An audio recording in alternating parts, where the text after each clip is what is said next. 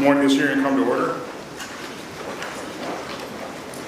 I want to thank all of our witnesses first for your service to this nation. I know none of your jobs is easy, but they're incredibly important. So I want to thank you for taking your time for your testimony and for coming before us here today, and look forward to your oral testimony and your answers to our questions. I do want to start out by also thanking the audience for being here. This is an annual hearing we have really talking about the very serious threats facing our nation.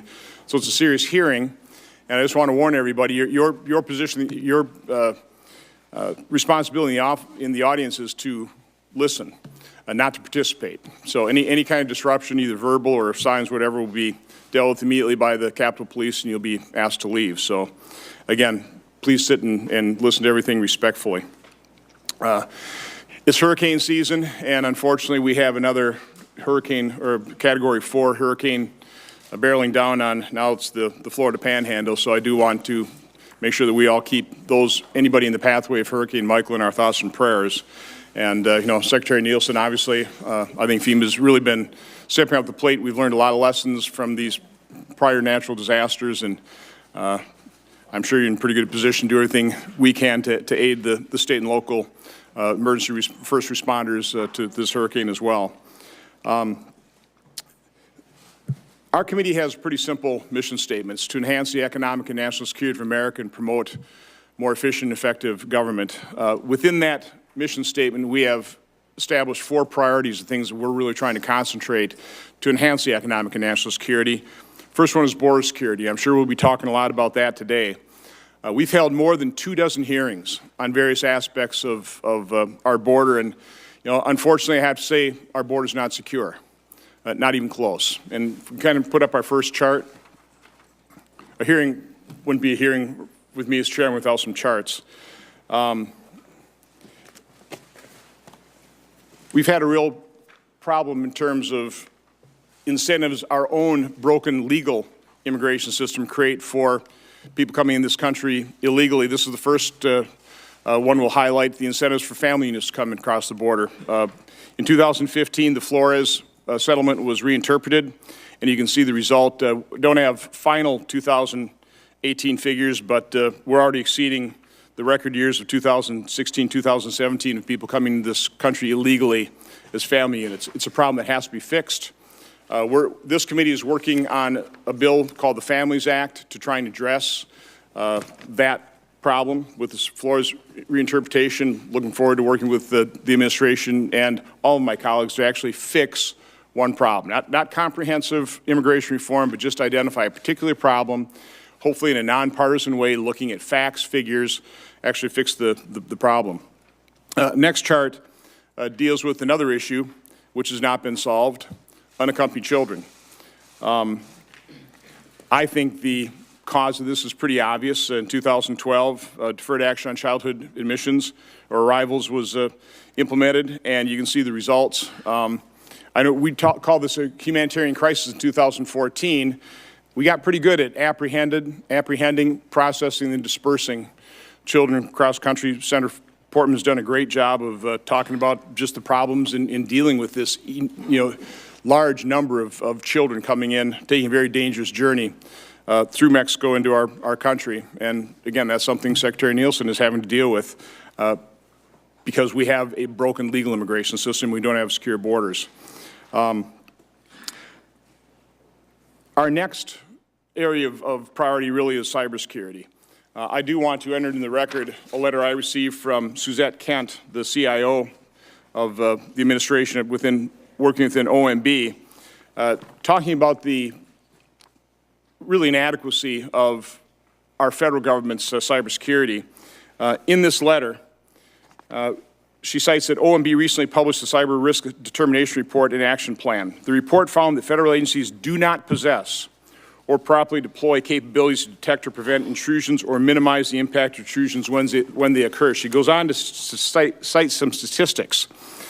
The FY 2017 annual FISMA report to Congress noted that from January 2016 through April 2017, the National Cybersecurity Protection System detected only 1,600 of 44,000 823 incidents across the federal civilian networks via the Einstein sensor suite. That's a 3.56% detection rate.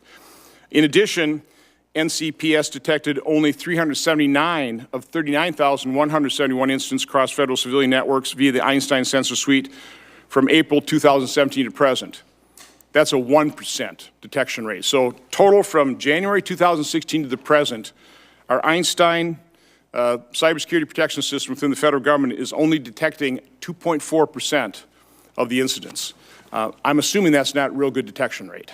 Cybersecurity is an incredibly complex issue. There's nothing easy about it whatsoever. And so I'm sure we'll be talking about that today as well. Our fourth area of priority is really critical infrastructure.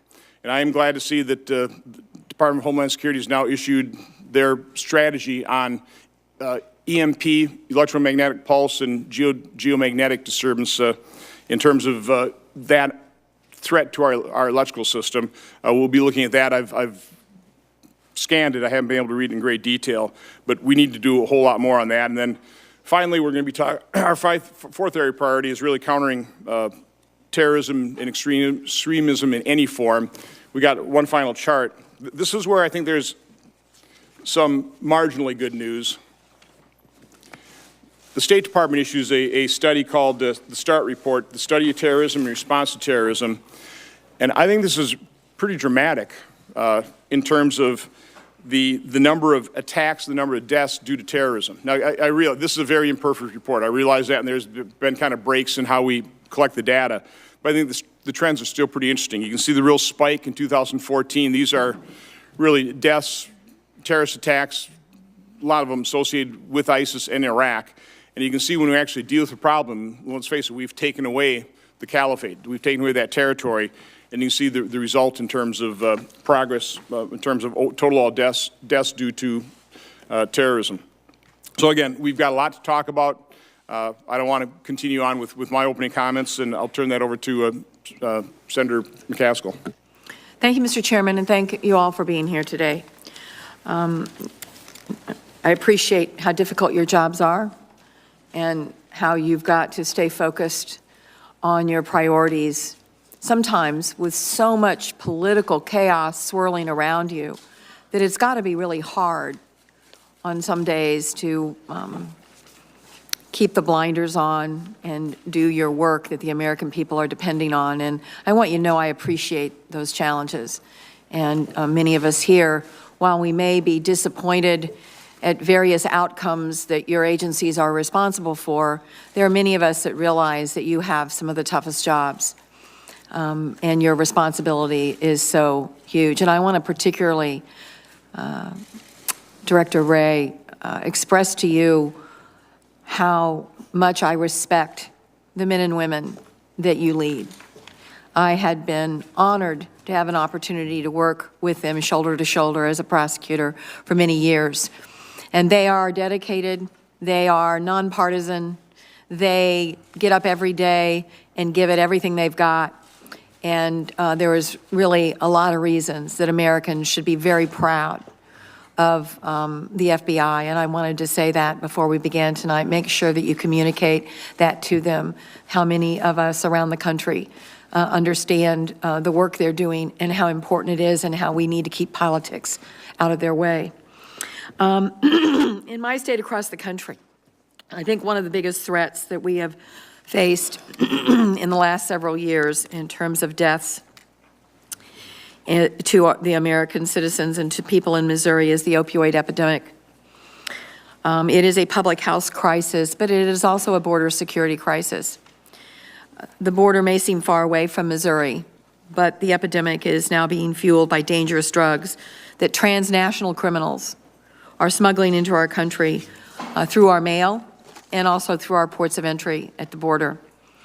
Earlier this year, I released a series of reports from the minority staff of this committee analyzing efforts taken by the Department of Homeland Security to stem this crisis. The report's findings were ominous. The seizures of illicit fentanyl, the most fatal opioid that my citizens in Missouri and others in their states face, but by Customs and Border Protection are increasing dramatically. Despite this, we have still failed to adequately resource the ports of entry, where the overwhelming majority of these opioids enter the country. There has been an awful lot of emphasis on getting Border Patrol agents along the border and securing the length and breadth of our border, but we have not focused enough on adequately resourcing the ports of entry as it relates to these illegal drugs coming into our country. Traffickers are also smuggling the narcotics into this country through the mail, and Senator Portman has worked on this. Many of us have. Our report found that mail facilities have the largest number of individual seizures of opioids. Even though the Postal Service alone, apart from carriers and like FedEx and UPS, process more than 1.3 million packages every day, we have fewer than 400 postal port officers to inspect them. And sure enough, just last week, the DHS Inspector General found that CPB's international air mail inspection is not effective to stop illegal drugs from entering the United States. I'm very glad, Secretary Nielsen, that CPB has agreed with the IG's recommendation to conduct a cost-benefit analysis to determine what additional staff and resources are necessary to adequately address the threat from opioids in the mail. I look forward to that analysis when it is completed and working with you to fix the problem, to get you the resources that are necessary to address this. In addition to the threat posed by the smugglers and the traffickers, we also face threats online. Nearly everyone recognizes that Russia interfered in the 2016 election, and there's no reason to expect this sort of interference will just go away in the future. DHS is not responsible for administering elections, of course, but it does offer support to our state and local election officials to help strengthen and secure their systems.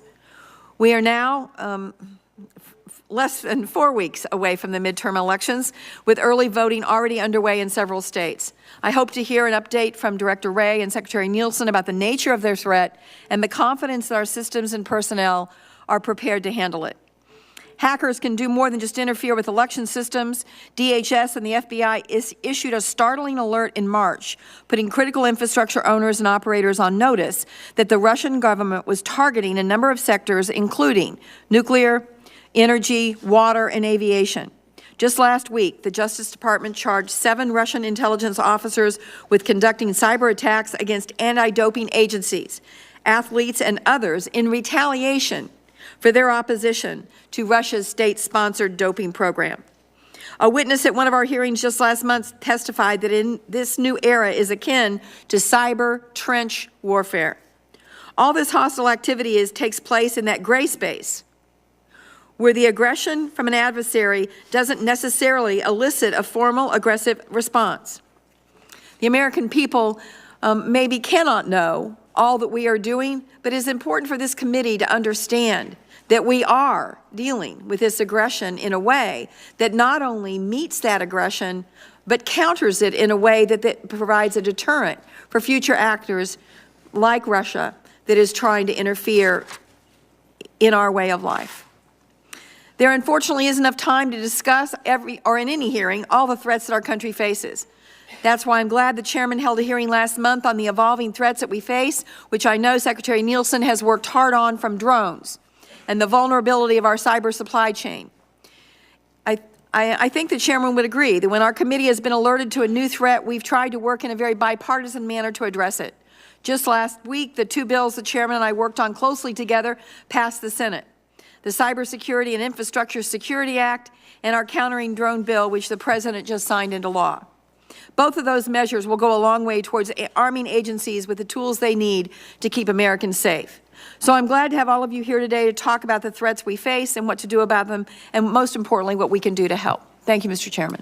And Senator McCaskill, I did forget to ask consent to have my written opening remarks be entered in the record. It is the tradition of this committee to swear in witnesses, so if you all stand, raise your right hand.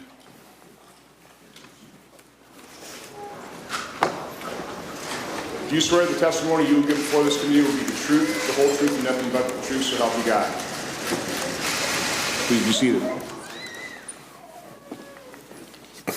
Our first witness is the Honorable Kirstjen Nielsen. Secretary Nielsen is the Secretary of the Department of Homeland Security. On December 6, 2017, Secretary Nielsen was sworn as the 6th Secretary of DHS, and she previously served as the White House Deputy Chief of Staff. Secretary Nielsen.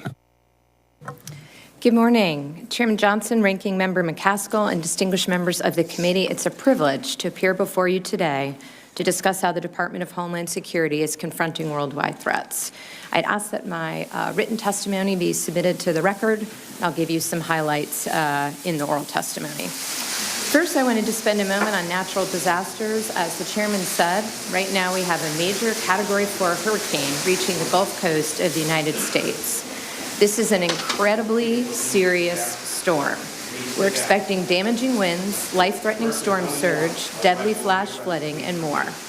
I urge everyone watching this and everyone at home in its path to heed the warnings and listen to local authorities. DHS and our Federal Emergency Management Agency stand ready to support the local response. We are pre-positioned and ready to go, and the thoughts and prayers of the nation are with those in the storm's path. On the subject of today's hearing on man-made threats, though, I want to first note that we are witnessing tectonic shifts in the threat landscape. Whether it is terrorists, transnational criminals, or hostile nation-states, the bad guys are finding cracks in our defenses and are exploiting them through novel ways to attack us. My department will soon release an updated strategic plan that will highlight how we are taking a holistic approach to respond in this new age of threats. We call it our Resilience Agenda. Last month, I spoke at George Washington University about 5 major changes in the threat landscape. Today, I'd like to highlight those changes, how we are meeting them, and I'll submit, as I said, a longer statement for the record. First, we must recognize that the home game and away game are no longer distinct. They are simply one and the same. After 9/11, our strategy was to take the fight to enemies abroad so we did not have to fight them here at home. Unfortunately, that is no longer the world in which we live. Our enemies do not respect borders and are not constrained by geography. Today's threats exist in a borderless and increasingly digital world. So we are changing our operating posture to follow suit. We are integrating foreign and domestic threat mitigation activities, forward deploying our people to source zones, and partnering wherever possible so we can take an end-to-end approach to dismantling threat networks. Secondly, terrorism and transnational crime have spread across the globe at fiber optic speed. Whether it's global jihadists or super cartels, we are seeing our enemies crowdsource their operations and spread chaos like never before. After 9/11, we faced a centrally directed terror threat.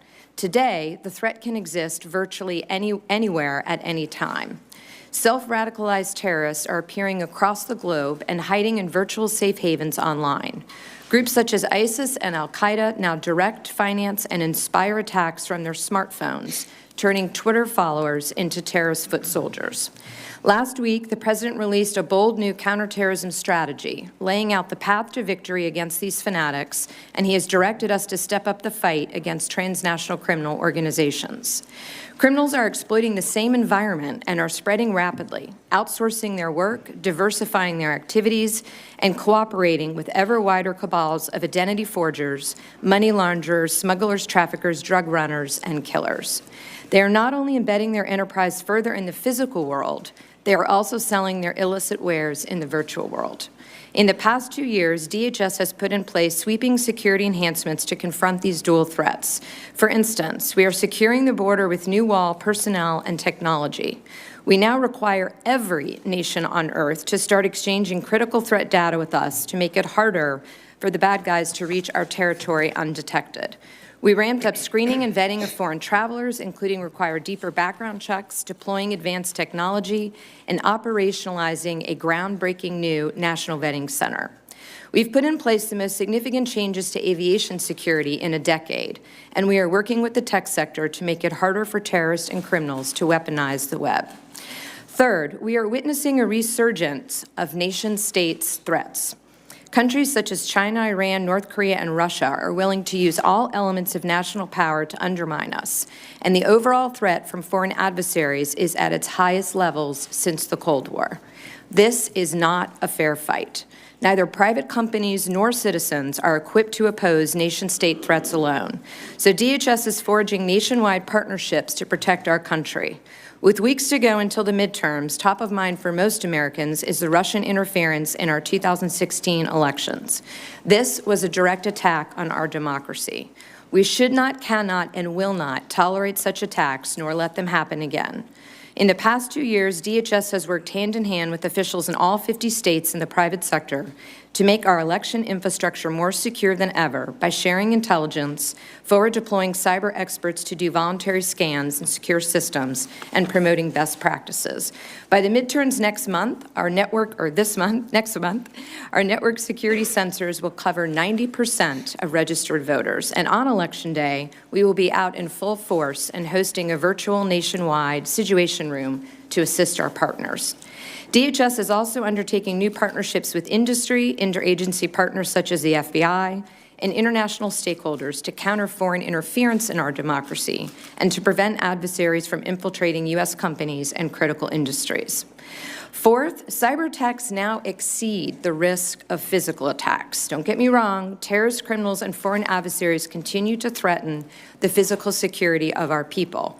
But cyberspace is the most active battlefield, and it extends into almost every American home.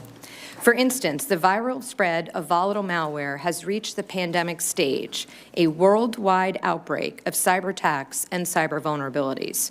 We saw it last year when both Russia and North Korea unleashed destructive code that spread across the world, causing untold billions in damage. In response, the White House and DHS have released new cyber strategies that outline how we are changing the way we do business.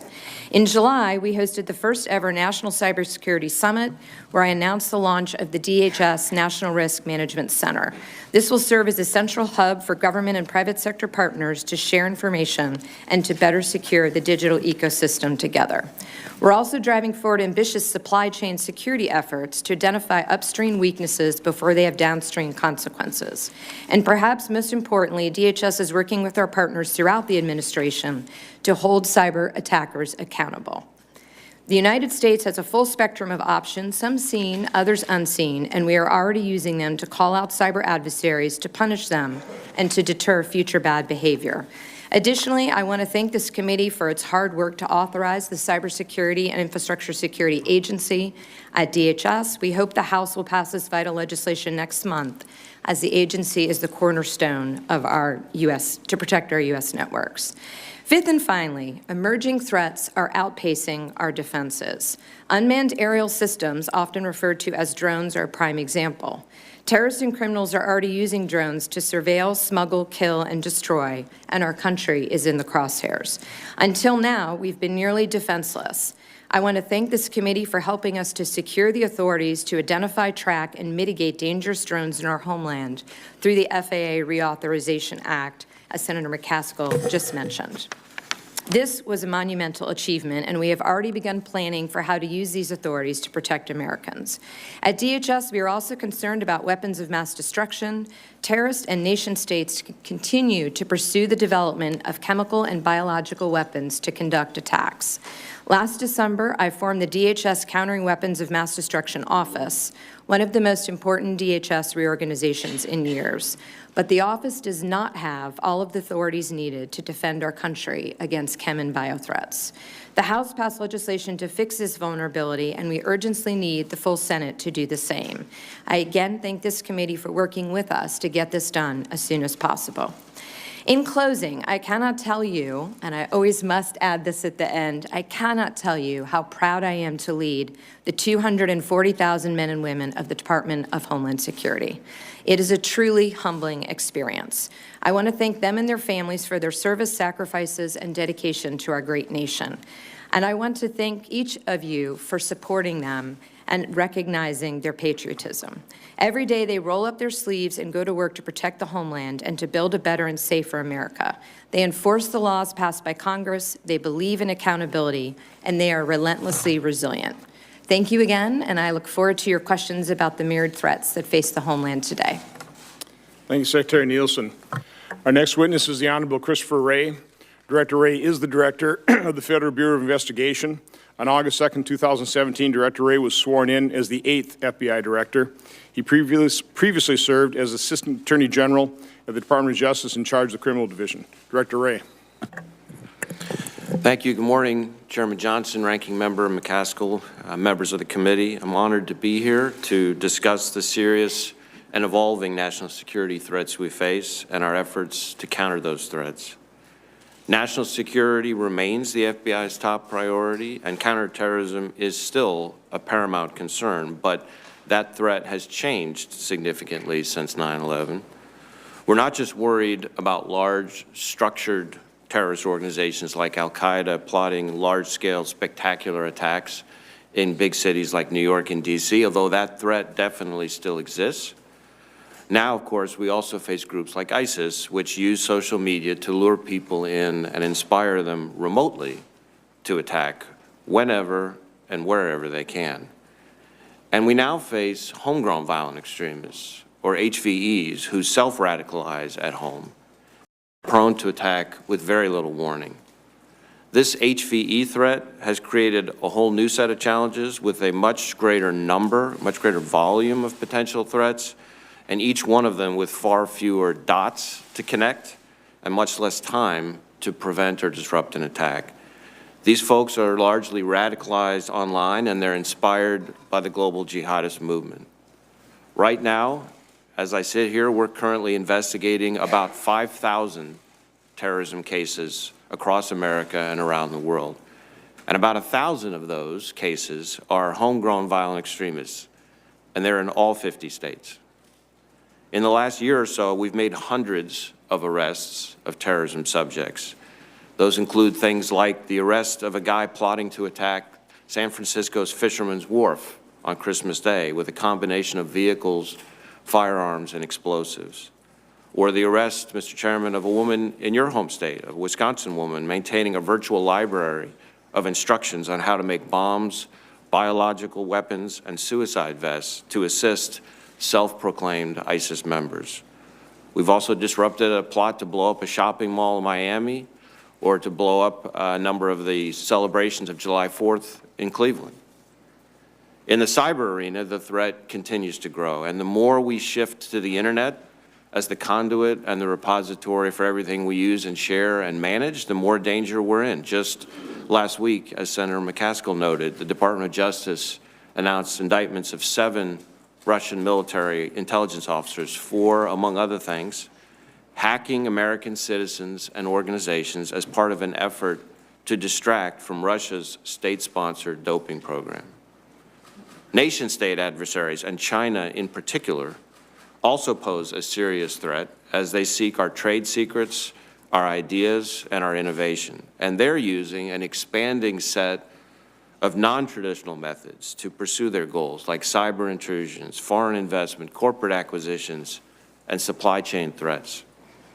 The threat of economic espionage affects businesses in every region and every sector of the United States, from big cities to rural areas, from big corporations to innovative startups, from chemicals to agriculture.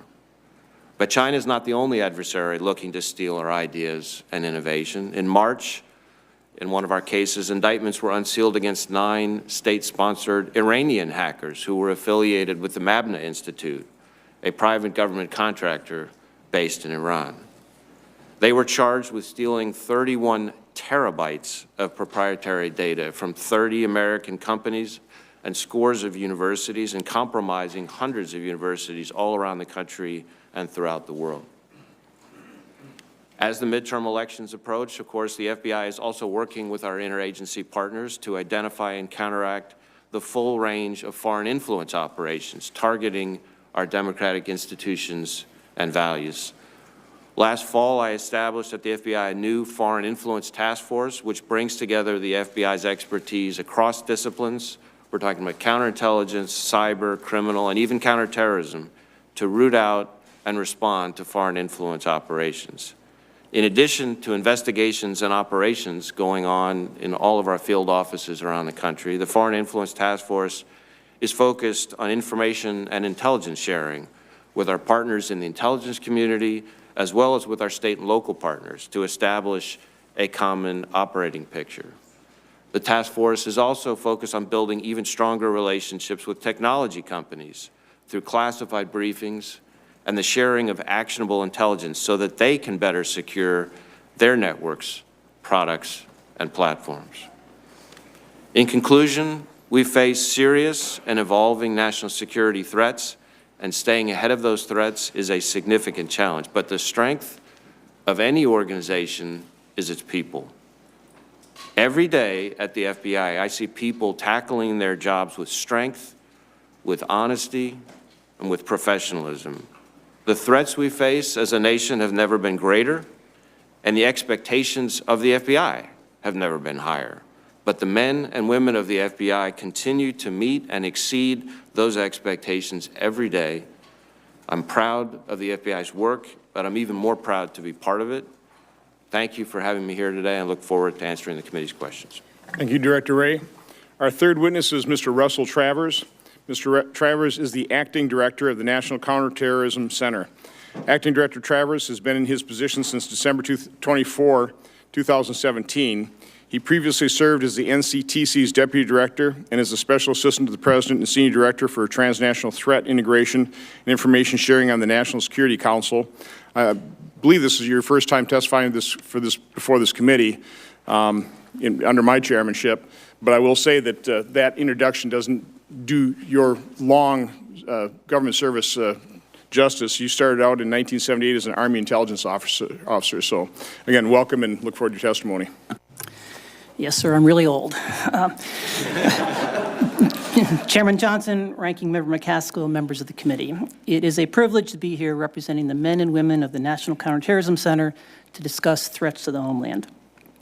In the years since 9/11, the U.S. counterterrorism community and its many partners have achieved significant successes against terrorist groups around the world. Most notably, coalition operations against ISIS in Iraq and Syria are depriving the group of its last territorial holdings in the so-called caliphate. In addition, ongoing CT efforts across Africa, the Middle East, and South Asia continue to diminish the ranks of al-Qaeda and ISIS, removing dozens of experienced leaders and operatives. Interagency efforts to enhance our defenses at home, including strengthened aviation security measures and border control initiatives, have resulted in substantial progress in safeguarding the homeland from terrorist attacks. There is indeed a lot of good news, but we need to be cautious because challenges remain. I'll highlight just three.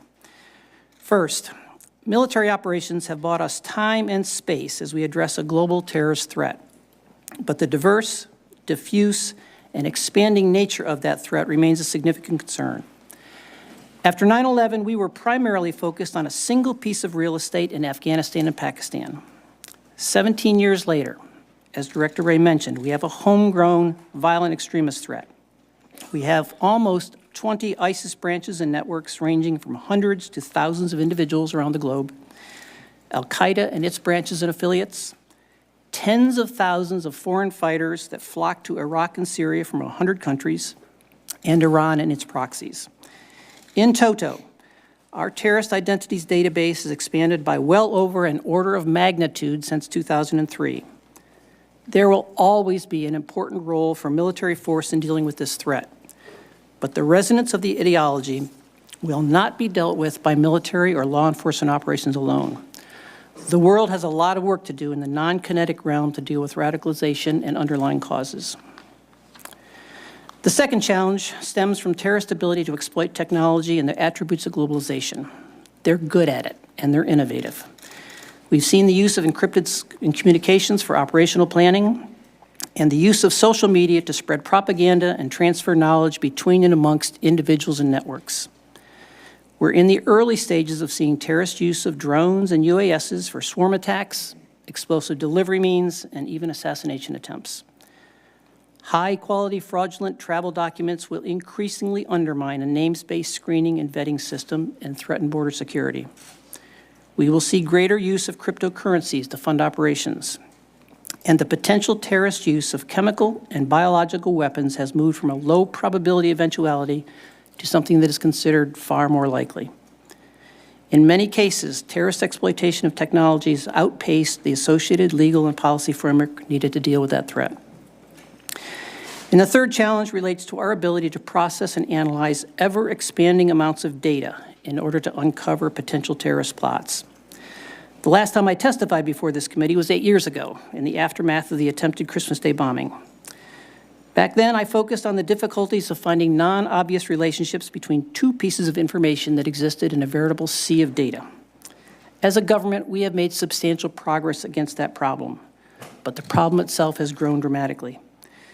Since 2009, when Umar Farouk Abdulmuttalib tried to blow up Northwest Flight 253 over Detroit, we have seen an explosion of information, encrypted social media, publicly available information, and captured electronic media from investigations and the battlefield. As the haystack has gotten bigger and the needles more subtle, prioritization becomes extremely difficult. Determining which information is relevant and addressing the competing legal, privacy, policy, operational, and technical equities remains a work in progress. In closing, Mr. Chairman, the terrorist threat poses something of a paradox. The near-term potential for large-scale, externally directed attacks against the homeland has declined as a result of U.S. and allied actions around the globe. But the threat itself continues to metastasize and will require very close attention in the years ahead. In a crowded national security environment, it is completely understandable that terrorism may no longer be viewed as the #1 threat to the country. Nevertheless, we will need to guard against complacency. Thank you, Mr. Chairman. I look forward to your questions. Thank you, Mr. Travers. Out of respect for my colleagues' time, I'm going to defer my questions to the end. We also set the, I think we're going to set the clock for 7 minutes, aren't we? Okay, thank you. But I want to keep, again, for everybody to be respectful, I'm going to be guarding that clock. And I'd ask the witnesses as well, if a senator does what senators often do, ask a question right at the 7-minute mark, we'll take that for question for the record, because we need to stay within the 7 minutes so everybody gets their questions in. But I'll defer to Senator McCaskill. I will, I'll just ask one question right now and then defer to my colleagues. I'm really concerned about the fact that we have had a fairly significant increase in not detaining people that are not in this country legally, but are on the suspected terrorist list. In 2016, there were less than 150 detained that were on the suspected terrorist list and less than 150 that were non-detained. In 2017, we detained 300 people in this country that were on the suspected terrorist list that were in this country illegally, but the non-detained jumped to over 2,000. And then as of September, that number of non-detained is over 2,500. Somebody has got to explain to me how we have room, how we're advocating for indefinite detention of families, and how we have room for pregnant women and thousands of children. But we are failing to detain those people in this country illegally that we have identified as suspected terrorists.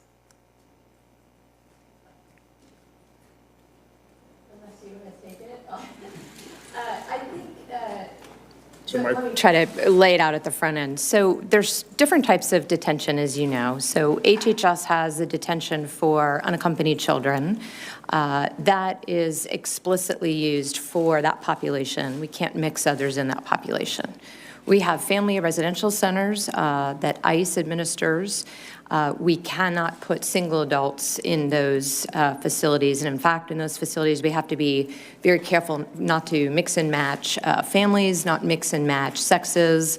So there's very strict rules as to how we can house them.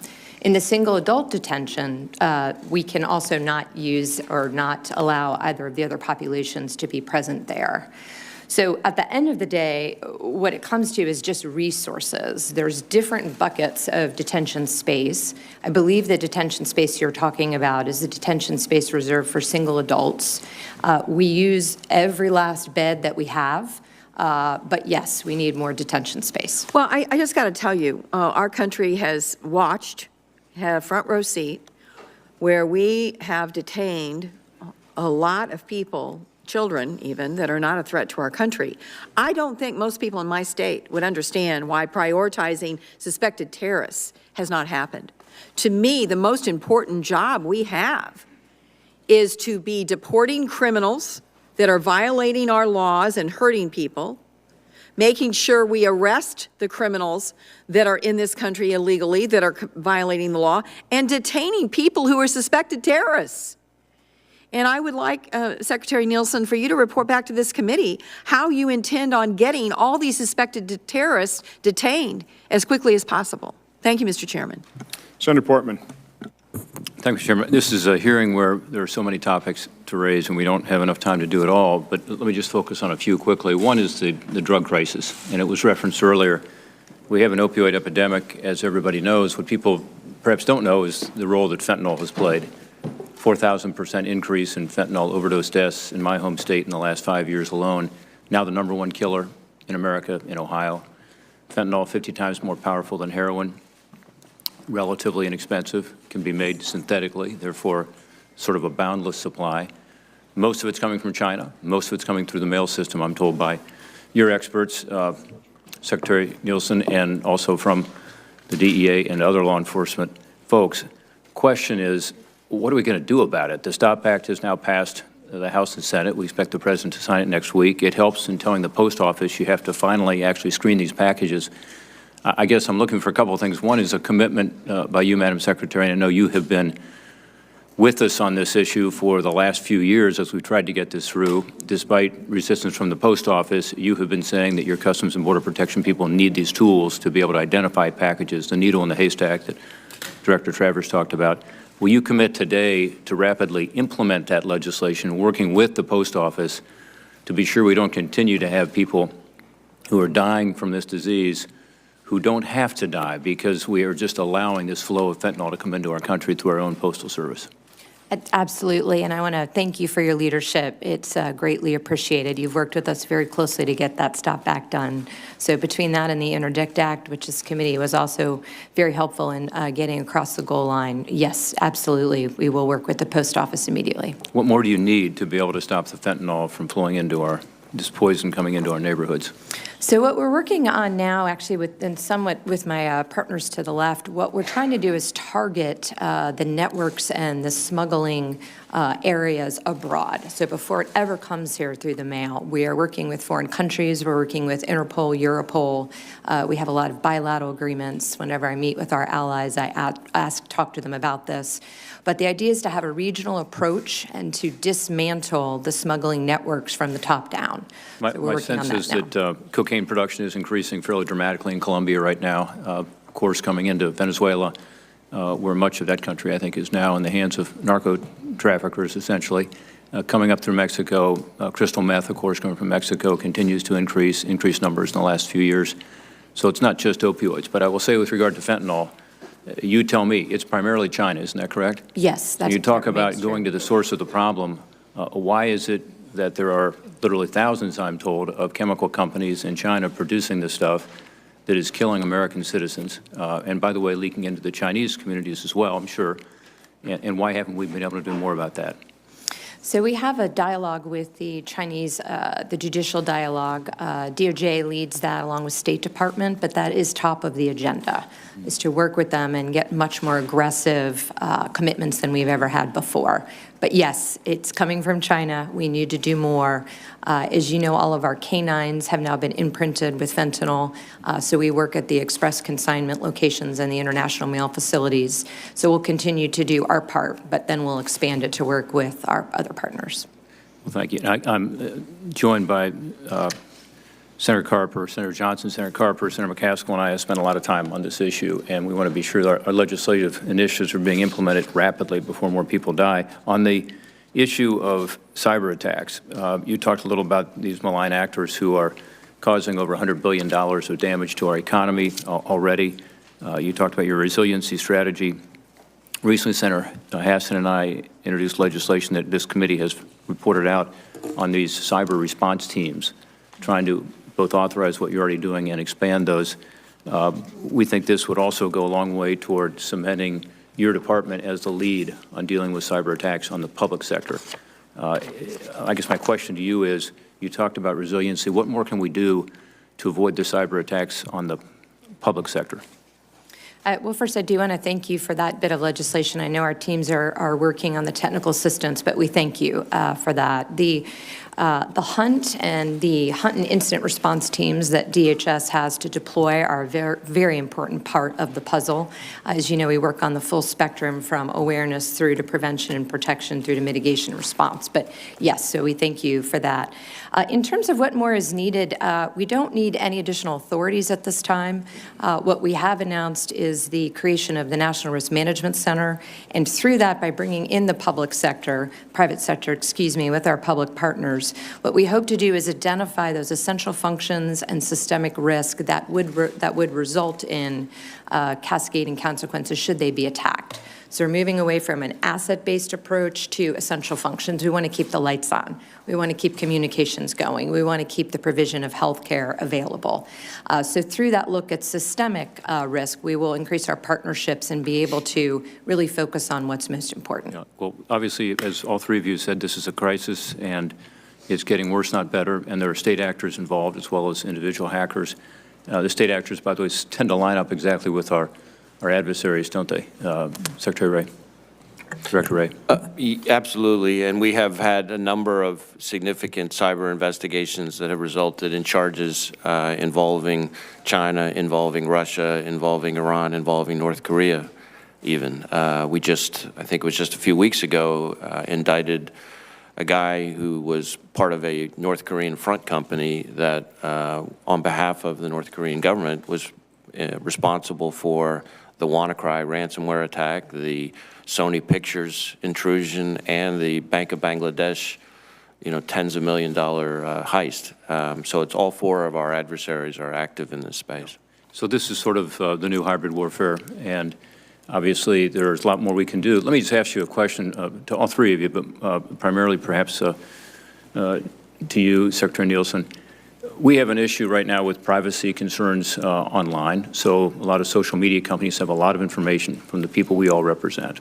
I think unwittingly, a lot of people give up their private information to these social media companies. So we talk about the concern in the financial sector. We talk about the concern in the energy sector, the healthcare sector from cyber attacks.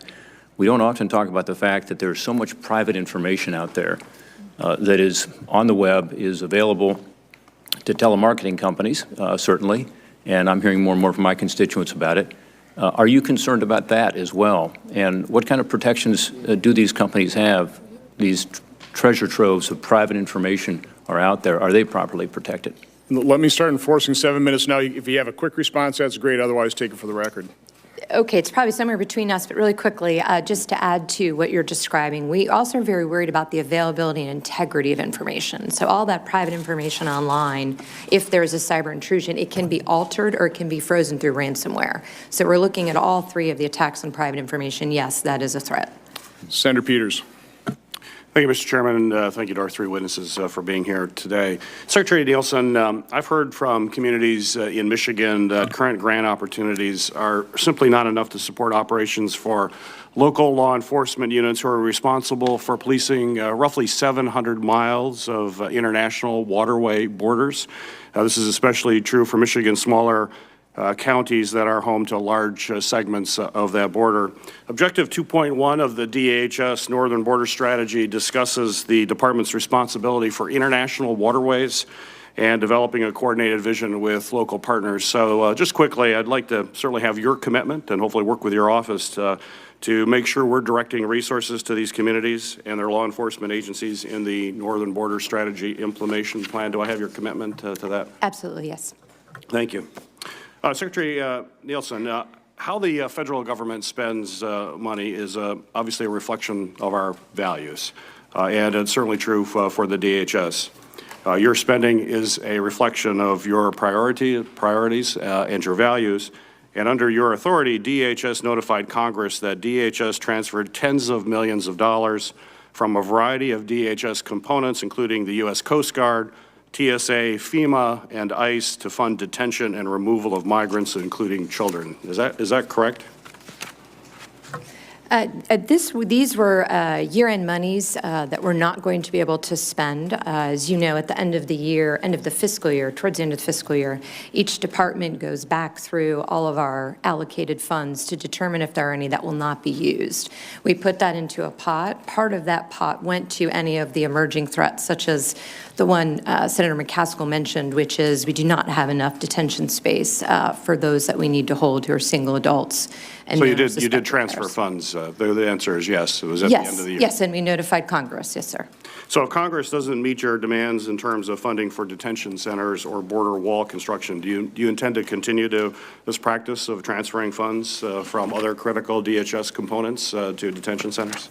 What we will do each year is be a good steward of the American taxpayer money. If there are monies that are going to go unused, we'll put it in a pot, and then we'll divide it out amongst our highest risk programs that need additional funds. A few weeks ago, I asked the Executive Associate Director of Immigration and Customs Enforcement and the Acting Deputy Commissioner of Customs and Border Protection, how long is too long to detain a child, and whether DHS has reviewed the extensive literature discussing the long-term consequences and trauma with detention on children. Unfortunately, neither one could give me an answer during that hearing, so I'm going to ask you, how long is too long to detain a child?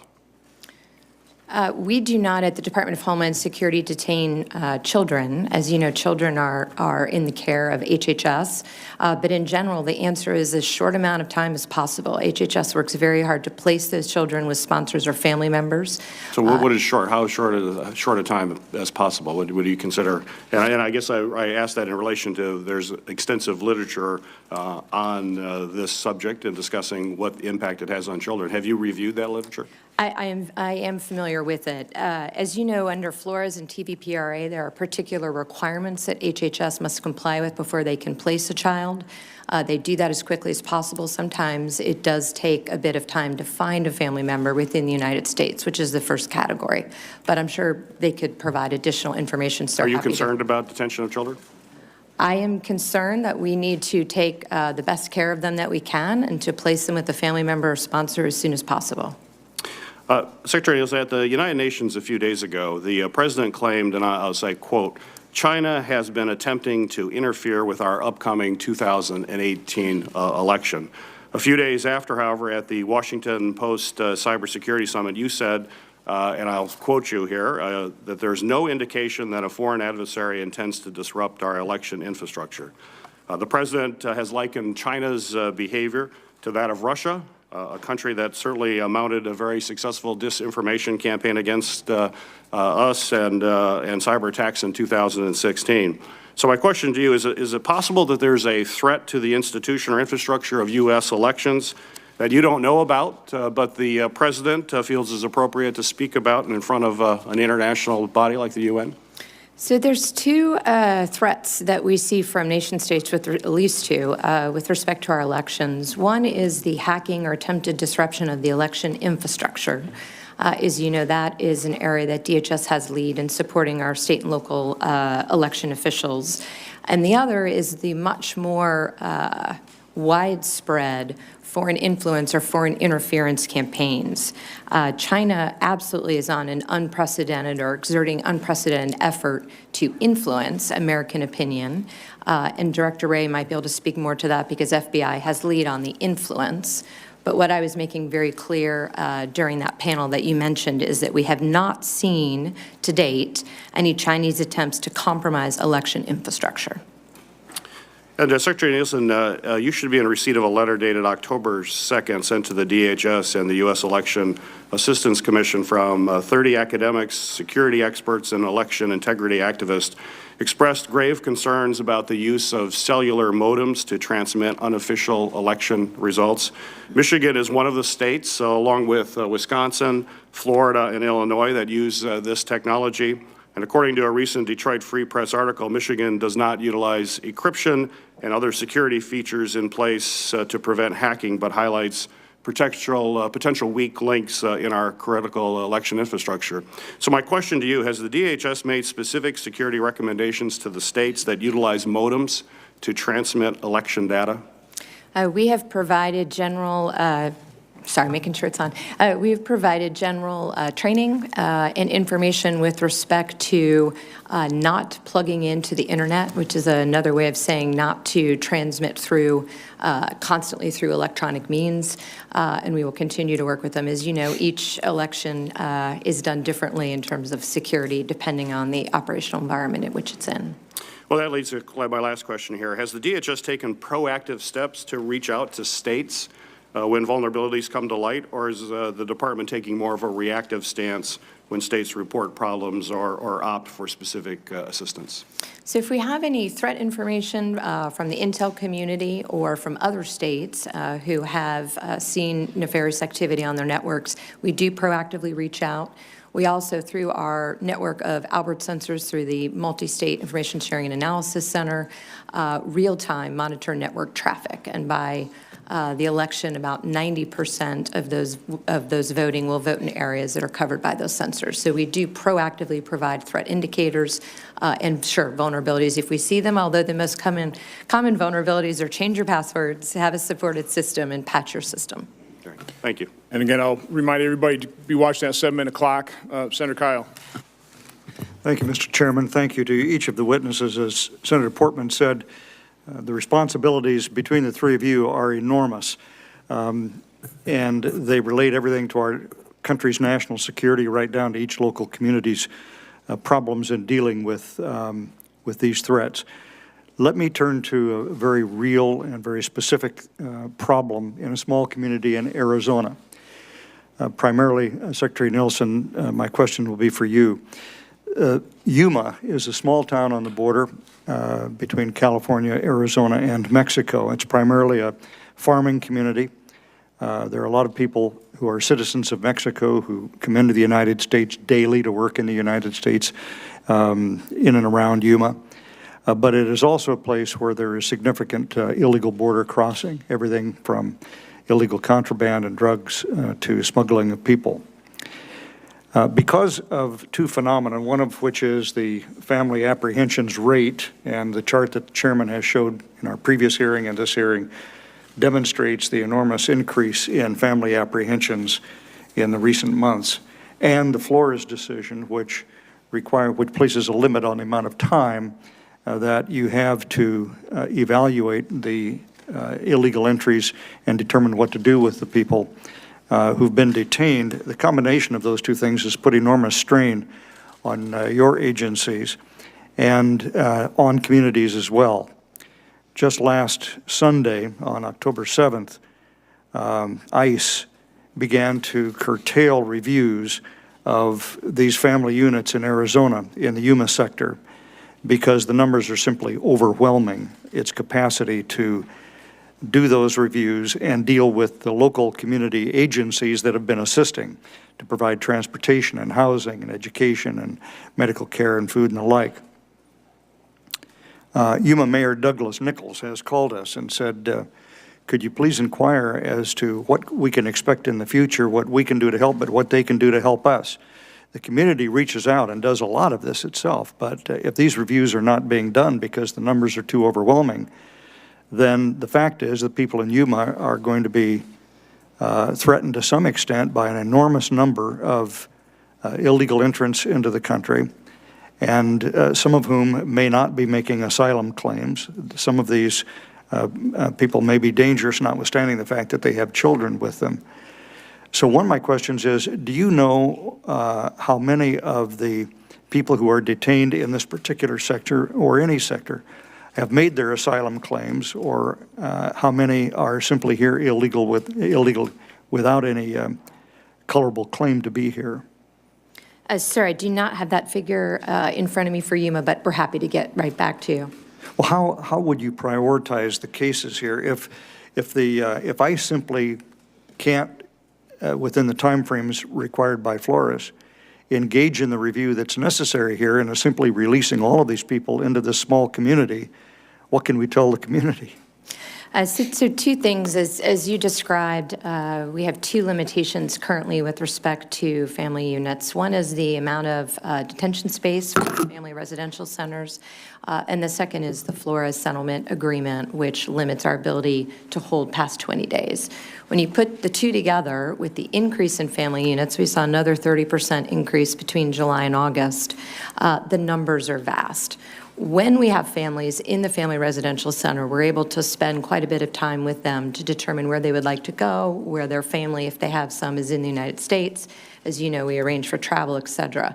When we're not able, because we don't have space or because we can't keep them in a facility long enough to have that conversation, what we do and what you've seen in Yuma is we reach out to the NGO community and try to work with them to receive them as they come out of our care. Right, and the NGO community is now overburdened as well. So given the large numbers, hundreds and hundreds, and the short time frames, what can we expect your agency to do or to recommend that other parts of the government can assist with in order to solve this problem? Because right now, as of last Sunday, they're flooding into the community with literally no ability to do anything about it. My department will continue to ask Congress to pass legislation to clarify that families can be detained until they are removed.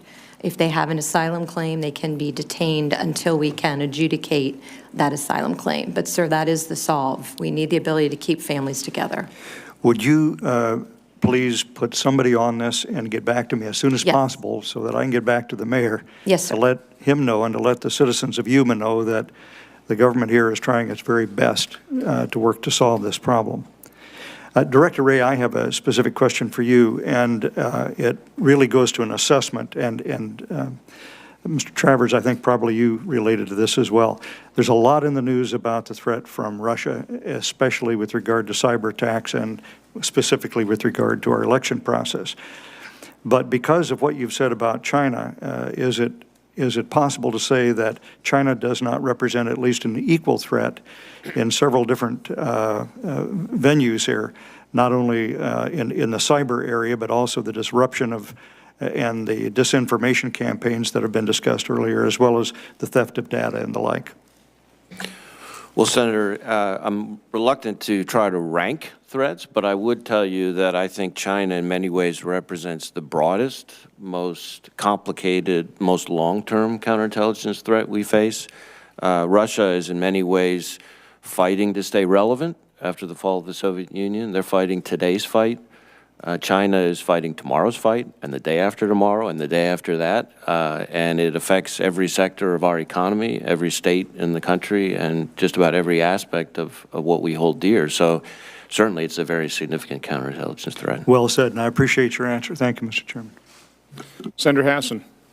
Well, thank you, Mr. Chair and Ranking Member McCaskill, and thank you to our witnesses for being here today, not only for being here, but for your service. And I hope, I will just add my comments to the Chair and Ranking Member. Please thank all the men and women who you lead as well for their service. Director Travers, I wanted to start with a question to you. The administration has talked quite a lot about decimating ISIS and destroying its safe haven in Syria and Iraq. With that said, I'm concerned that ISIS and its so-called caliphate aren't as devastated as we might think they are. In August, DoD reported that ISIS currently has more than 30,000 fighters across Syria and Iraq, a number that was reinforced by the UN's ISIS monitoring body. And just last week, the Institute for the Study of War, a nonpartisan think tank, released a new study entitled ISIS Second Resurgence that argued that ISIS is reconstituting its forces in Syria and Iraq and is using those 30,000 plus fighters to raise funds and reassert control over key swaths of land. These reports are obviously very concerning, especially since at this time 2 years ago, ISIS's ranks were being eroded on a daily basis. The terror group was being evicted from Mosul, and allied forces were beginning to encircle ISIS's last stronghold in Raqqa. If we have failed to finish the job of crushing ISIS, as these reports suggest, then a reconstituted ISIS safe haven in Iraq and Syria will threaten not only the region but the U.S. homeland by giving the groups area from which they can plot and direct attacks against Americans. So, Director Travers, how do you square the reports I've just mentioned with your testimony that really says that the administration we're in the final stages of defeating ISIS. Does ISIS currently have 30,000 or more fighters in Iraq and Syria? These numeric estimates are low confidence, to be sure. There is no question that ISIS has taken huge hits. 95+% of the territory they once held, they no longer hold. There are some small pockets in the Euphrates Valley. There are some fighters in Idlib, to be sure. The key is to keep pressure on them, without a doubt. The key is to be thinking longer term in terms of Sunni disenfranchisement, because we could be replaying the same problem that we had from several years ago. We saw them several years ago begin to be thinking about how to implement an insurgency strategy, and they're burrowing down, and we certainly see this throughout Iraq and Syria. And so if we don't keep pressure on them, and if we don't address the problems of disenfranchisement, we should expect to see problems in the future. Well, thank you for that, and I'd look forward to working with you and your team because I just think we have to keep the pressure on, and we can't act as if the problem has gone away, because it hasn't. Director Wray, one truly emerging threat that I don't believe we're effectively grappling with is the threat of deep fakes, or the use of video editing practices enhanced by artificial intelligence to create convincing video impersonations of public figures and government officials. While impersonations and video editing have existed for years, these practices have never achieved truly convincing impersonations. Now that appears to have changed as these technologies have both become more precise and much more accessible. The result is that the old adage of the camera never lies may no longer be true. The use of deepfakes for national security purposes would be a nightmare. Imagine deepfakes being used to make it look like a Secretary of Defense would no longer back an ally or would threaten imminent action against a rival. This false rhetoric could trigger mass protests or instability in regions, force impulsive reactions from countries who fall for the ruse, and cause massive shifts in stock markets across the world. So, Director, can you please share with us how the FBI is seeking to adapt to the emergency of low-cost deep fakes and what steps you're taking to prevent deep fakes from being used to undermine U.S. national security? Well, Senator, I think you're exactly right that it's a topic of great concern. We have a number of our science and technology folks burrowing in on this issue. There's probably more that could be discussed in a different setting than say this one. But I do think it illustrates a broader problem, which is every time we have some great new technology, I have two reactions. One is, wow, that's awesome. I can't believe we can do that. Right. And then, oh my God, I can't believe they can do that. Right. And this is a great example of that. Well, thank you. And I would also, and we'll follow up with writing with you, just want to make sure that you all have the authorities and the tools that the FBI needs to better address and prevent deepfakes. So we'll follow up with you on that. Another question for you, Director Wray, which I hope will be a quick one. Last May, during an interview, President Trump stated that the FBI's senior leadership was composed of, quote, several rotten apples, close quote. Can you please just answer me yes or no? Do you agree with the President that there are rotten apples within the Bureau's senior leadership? Well, Senator, I can only tell you about the FBIC, which is people of great courage, integrity, and professionalism. And I have now met with the offices representing every state of the senators up on this dais, and they are extraordinary people that this committee and all Americans should be proud of. Thank you very much. And I would agree with that. My honor of getting to know some of the FBI folks in New Hampshire has been a true honor. So, Secretary Nielsen, I wanted to touch on one last issue with you to follow up on your testimony before his GAC last May. At that hearing, I asked you about the capacity for the United States to conduct inspections of traffic leaving the U.S. and heading southbound into Mexico. As you know, as part of the Merida Initiative, the U.S. has pledged to increase southbound inspections in order to stem the flow of guns and money from the U.S. into Mexico that help fuel violence and empower the Mexican drug cartels. And I'll note that it's my understanding that we are seeing fentanyl not only come into the country through our mail, but come in through Mexican cartels, and that there's some evidence that cartels are beginning to manufacture fentanyl as well. However, when I visited both the southern border and Mexico last spring, I was surprised to see little southbound inspection at the land ports of entry, and my Mexican interlocutors consistently raised this with me during my meetings in Mexico City.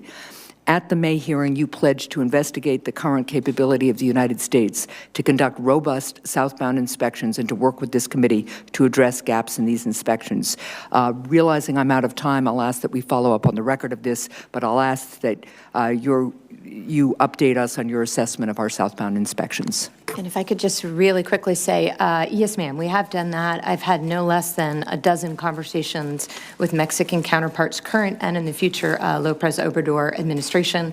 Happy to come brief you. We have a lot of good news there on how we're increasing capacity. Great, thank you. Thank you, Senator Mr. Jones. Chair. Thank you, Mr. Chairman, and thank you all for your being here today and for your service. And Director Wray, let me also echo the comments about you and the FBI. As we discussed, before I got into this chair, I was a former U.S. attorney and was happy to sign a letter recommending you for this position, and I commend you for the job you're doing, and I hope you will pass along to everyone in the FBI. I butted heads a lot of times with the FBI, both as a prosecutor and defense lawyer, but I have incredible respect for that institution and the people there, so please pass that along. I would like to talk just a moment about the homegrown threat that you've talked about. We tend to, in this day and age, think of the homegrown threats in terms of Al-Qaeda and ISIS. But I have maintained for many, many years that this is not a new threat. It was, in my opinion, an act of homegrown terrorism when a bomb exploded in 1963 at an African-American church, killing 4 girls. It was an act of homegrown terrorism when the Murrah building exploded, when the Olympic Park bombing occurred, and I believe certainly that there are terrorist-type threats, homegrown, when people march through the streets of Charlottesville saying Jews will not replace us.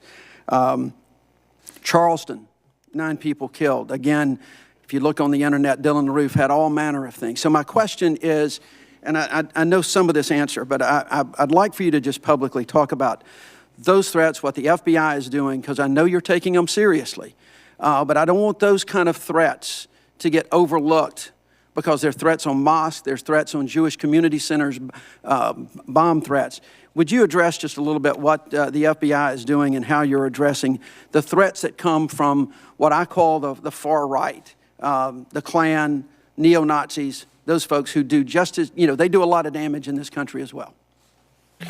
Well, thank you, Senator. Certainly, the category that you're describing, we usually bucket as what we would call domestic terrorism.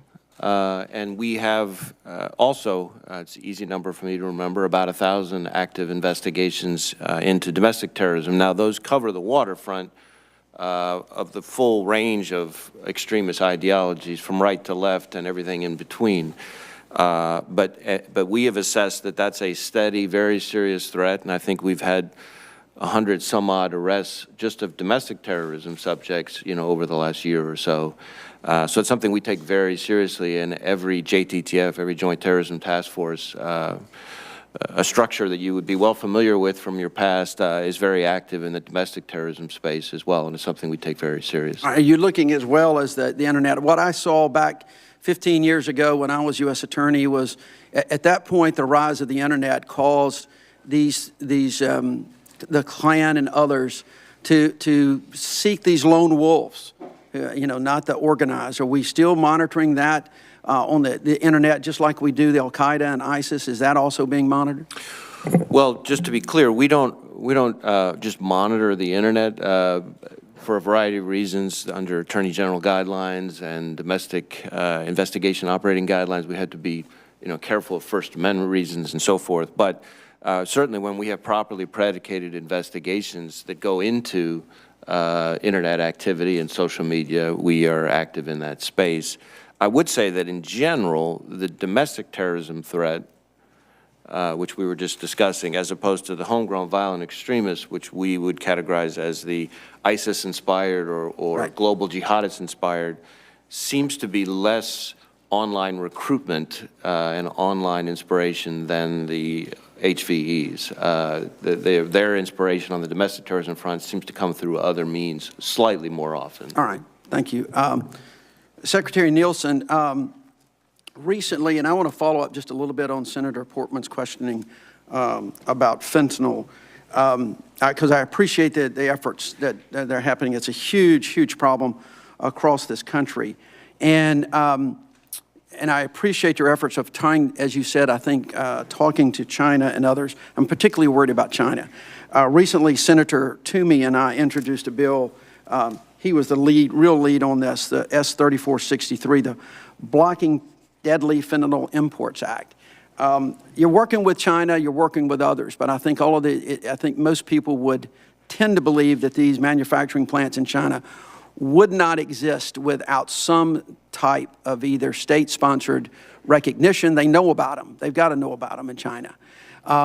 This bill really will talk more about trying to deal with sanctions if a country does not deal adequately with this issue. Are you familiar with that bill? And if you can't get the kind of help that you want out of countries like China, is the United States willing to go and to do some type of sanctions to put the pressure on China to close these mills down? Sir, I'm not, but I am very happy to come talk to you about this.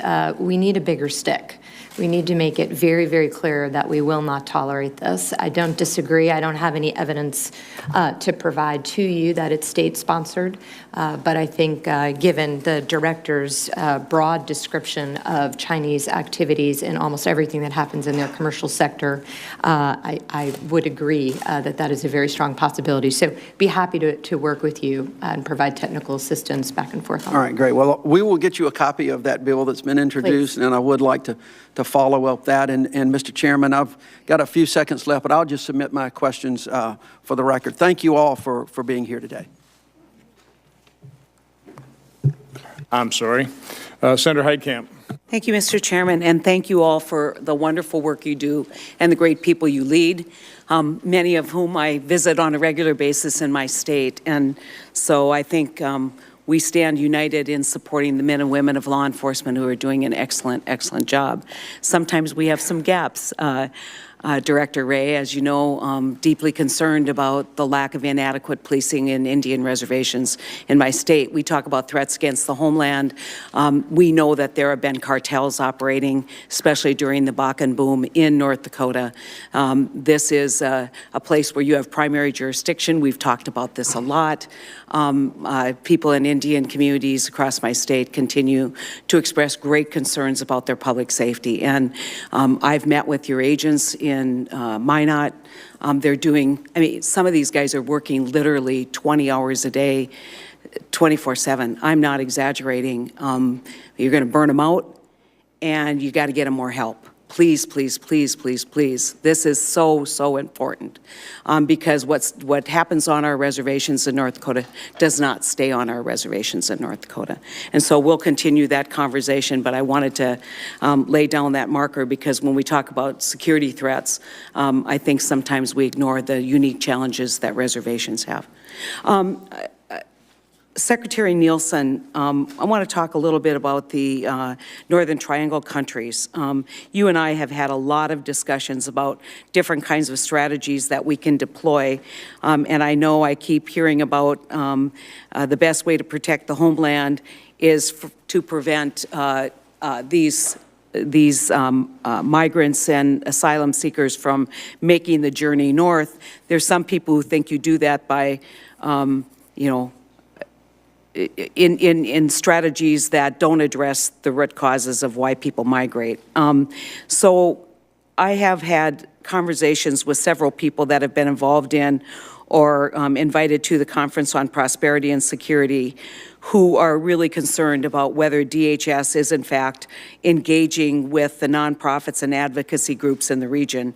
I think you can't do this alone. There's no way we can do this alone. And so I would just implore you to maybe tell us a little bit about what you're doing there, but to do better outreach with some people who are potential partners who could be tremendously helpful. You know, when we look at the population of the Northern Triangle countries, that population is you know, many of these countries not as large as California. So there is a real opportunity, I think, to have an impact. So if you could just talk about your engagement with the Northern Triangle countries and how we can better connect you with partners. Well, Senator, I thank you and others on the committee for your continuing dialogue with me on this. We have to address both the push and the pull. We have to. So the push factors, we have spent a lot of time analyzing what those are, working with the United Nations in particular to understand. I called for a ministerial in Guatemala. I've been there now a couple times to talk with all of my counterparts in the countries and the social fabric, the NGOs there, about how we can take care of vulnerable populations as quickly as possible. It should not be that if you need to seek asylum, you have to pay a smuggler or trafficker to do that. There has to be a better way to protect them sooner in the process. Spent a lot of time in Mexico, a lot of time talking. With that, have you reviewed Senator Carper's and my bill? Which one? It's the bill that would allow for asylum seekers to apply in country, not make the migration north. And has DHS taken a position on that? We have not, but I would be more than happy to come speak with you about that. Yeah, I mean, I think when we talk about what is it going to be that is going to help us, and Senator Carper's here and he can talk about that further, but we agree. So it's always nice when you can find those things that we all agree on. We all agree that the worst thing for these families is to migrate north. It's a dangerous, dangerous journey. Many times they're indentured for their lifetime, paying off the people who traffic in or actually smuggle human beings. We got to keep those two terms separate. But I mean, I really believe that this is the sweet spot, working with the NGOs, working with the communities, if in fact we are going to recognize, which is where we maybe have a point of conflict, that American law allows for people to seek asylum here. And we'll have to have a structure for, in fact, responding to those asylum applications.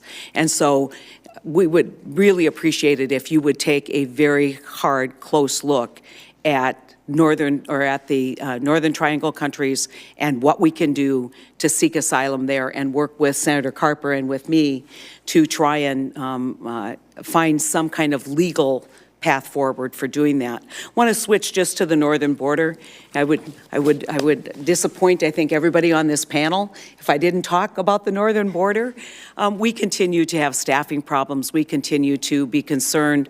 You know, I want to thank you for the strategy and now the implementation, but I think that there has to be better ways to improve the opportunities for workforce on the northern border. And could you just, in the time that I have remaining, speak to the work that you're doing and tell us what more can be done to encourage people to join us in Border Patrol and Customs and Border Protection? Yes, so we are looking very carefully at how we recruit, how we retain, and how we compensate. All three of those go to a variety of different areas where we have difficulty basically recruiting and hiring folks in those areas. So we're looking at rotations, we're looking at bonuses, we're looking at additional educational opportunities so that they can get training along the way. Secretary Nielsen, if I can just say, because I don't have a lot of time left, and he's wielding a pretty heavy gavel today. I've been hearing this for 6 years. I just want to see it. I want to see what that plan is, and I want to hear from my guys up in the border, my men and women up at the border, that yes, they're being heard, they're being listened to, and that their job rewards have increased as a result of the recognition from the Department of Health. Happy to come brief you. The good news is for the first time in many, many, many years, we are hiring at a rate that outpaces the rate at which we are losing. Yes, ma'am. So, but happy to come brief you in detail. Understand. Senator Harris. Thank you. Director Wray, I want to thank you and the men and women of your agency for the work you do every day. I think I'm the only member of this committee who is also a member of the Senate Judiciary Committee, and I'd like to talk with you about the Kavanaugh hearings. So I just want to be clear about how the system works.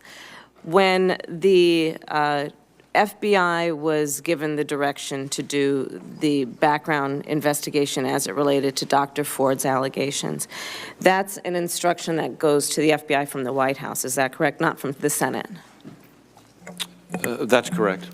And when the FBI was directed then to do that investigation as it relates to those specific allegations, was the FBI given full discretion, or was the scope of the investigation limited by the direction you received from the White House? Well, Senator, I want to be a little bit careful about what I can talk about in this setting. So I'm clear, I'm not asking you for the content of the investigation, Understood. just the process. Understood. There are MOUs and other things that go back a ways that govern this, but I think it's important, I would say this, it's important to understand that unlike most investigations, like the sort that you and I and Senator Jones have all been familiar with, traditional criminal investigations, national security investigations, a background investigation is very different. And that is done, our only authority is as requested by the adjudicating agency. The White House in this case is the White House. And I have a lot to cover, and so if we can be as succinct as possible, I appreciate it. And I know there are a lot of details, and I appreciate your point. So in this situation, was your direction limited in scope, or were you given full discretion to investigate whatever your agency thought was appropriate to figure out what happened? I think I would say that our investigation here, our supplemental update to the previous background investigation was limited in scope, and that is consistent with the standard process for such investigations going back quite a long ways. And did you receive this directive in writing? There's been lots of, as is standard, between the FBI's Security Division and the White House's Office of Security. Was it in writing? And I would expect that there would be written communications, but I can't speak to that here. Can you find the direction and provide it to this committee, the documents? I would have to see what would be appropriate. Okay. And who from the White House communicated the directive? Well, as I said, the communication between the FBI and the White House for nominations, including judicial nominations, is through the FBI's Security Division, which has background investigation specialists, and the White House Office of Security. And that's where the communication always is. And I've spoken with our background investigation specialists, and they have assured me that this was handled in the way that is consistent with their experience and the standard process. Did anyone in your agency receive any direction about the scope of the investigation directly from Don McGahn? Well, I can't speak to what anybody throughout the organization might have received instructions on. My understanding is that the communications occurred between the White House's Office of Security and the FBI Security Division.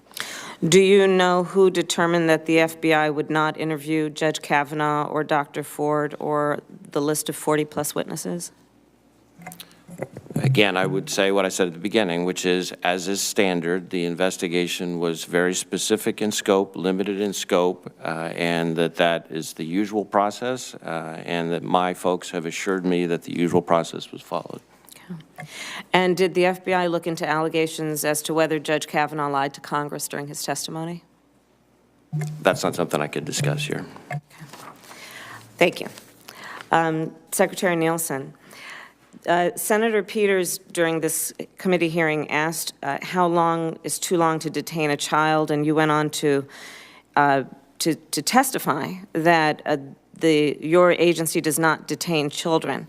However, it appears that there is some conflict then between your understanding and what the IG reported in September of 2018, when in that report, which I have here, and I'm sure you've read it, there was a finding that CBP held children separated from their parents for extended periods of time in facilities intended solely for short-term detention, despite assertions by you that children were being transferred to HHS within 72 hours, as is statutorily required.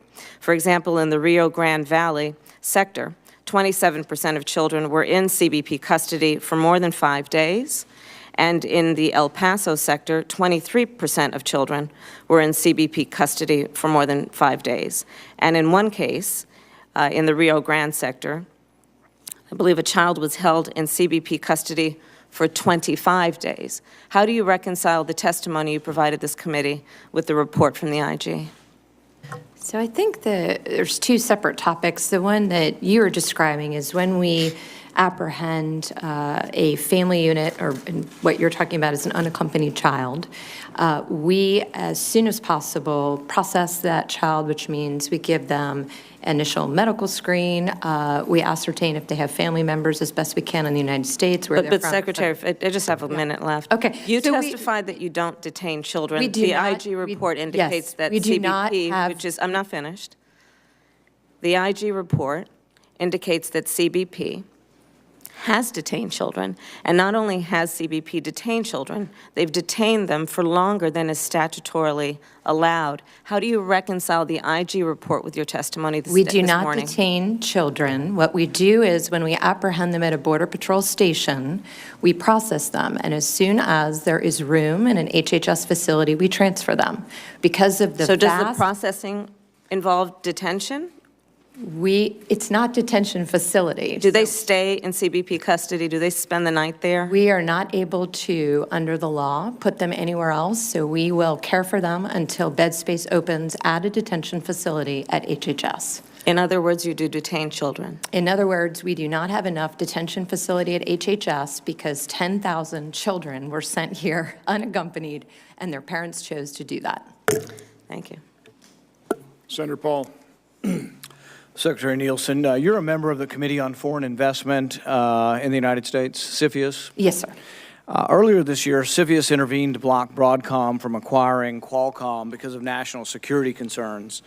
Now Broadcom is about to complete acquisitions of Computer Associates Technologies, also known as CA Technologies, whose network systems are deeply embedded in many of our critical infrastructure facilities and national security agencies. For example, 60% of U.S. electric companies are serviced by companies using CA systems. Similarly, their systems are used in 29 U.S. nuclear reactors. Is CFIUS reviewing this transaction between Broadcom buying CA Technologies? Sir, in this forum, I can't speak to open investigations, but happy to come talk to you about it. Okay. We will send you a letter advocating that CFIUS look at this, and whatever can be public, that's fine. But we think that if they were looking at Broadcom previously, just because Broadcom has changed their domicile to here doesn't mean we still shouldn't look at Broadcom. Director Wray, does the FBI access the Foreign Intelligence Surveillance Database for information on domestic crime? The Foreign Intelligence Surveillance Database, I mean, we have a variety of databases. We do not investigate domestic crime through our FISA authorities. That would seem to contradict things that we've heard previously. You're saying that the FBI does not access any of the foreign databases, either the 12333 or the FISA database, looking at domestic crime. Well, maybe you and I are using slightly different definitions of the term domestic crime. I think we use the foreign intelligence authorities that we have and the foreign intelligence databases that we have to investigate counterterrorism, counterintelligence, and cyber activity on behalf of foreign actors. Are there situations where some of those programmatic areas then result in criminal charges that are statutes that could also be domestic crimes? Absolutely. But you're telling me that a guy that is alleged to sell drugs and talks to people in Mexico whose conversations might be caught up in an international database, you're not accessing those to go after drug charges? Senator, I'd be happy to try to arrange a more detailed briefing that could get No, into but that's a little either bit a of the yes or a weeds. no. Either you do it or you don't do it. In the past, my understanding is the FBI has said that they do this, that they do access, and that's been a big debate over what the legislation should say on what you should do. And in the recent FISA reform, we actually said you can only do it, or that it requires a warrant if you have an open and active investigation. The point from those of us who believe we need more privacy control is that we're concerned that the FBI, thousands of agents across the country, could be looking at conversations about domestic crime or about anything, perhaps, without a warrant. And that's the debate we've been having for years in this country, and this is a public policy debate, not one over secrets. So your testimony is that the FBI does not access foreign databases to investigate in any way domestic crime. Senator, I would want to be more careful in my answer to you, so let me propose to get back to you with something in writing on that. The reason this is a debate is that when we collect information on people overseas, we don't use the Constitution. We don't believe necessarily that the Constitution applies to you if you live in Libya. So we scoop up all your information. We listen to phone calls everywhere, including Angela Merkel, everybody. We listen to everybody's phone calls around the world. And so, but we tend to tolerate that, but we have the Constitution for those of us in the United States. So if you happen to catch someone talking on the phone, so for example, do you think that it's possible that the president's conversations with international leaders are in the FISA database? I'm not sure there's anything I could speak to in this setting. It's been reported in the Washington Post about 2 years ago. There were 1,500 times in which the president, this was when Obama was president, was minimized, meaning that, yes, you are gathering up so much information, you, the NSA, the intelligence community, that actually the president's conversations are gathered up in there. Do you think it's possible that members of Congress are in the FISA database if we talk to international leaders? Well, Senator, I am quite confident that we are conducting ourselves in a manner consistent with the law and the Constitution and subject to extensive oversight.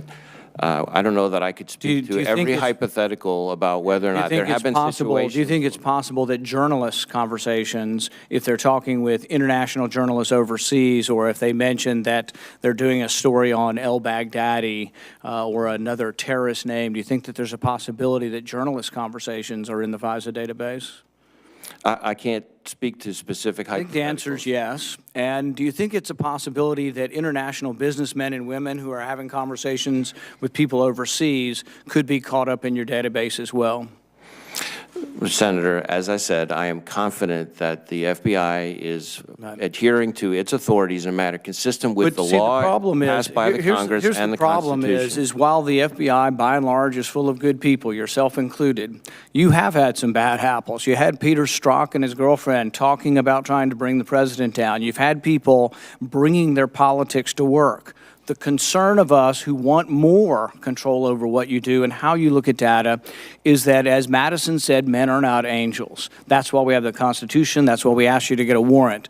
The information you've gathered in the foreign database is not constitutional in the sense that it's gathered with no bar. There is no warrant. There is no constitutional manner to that data.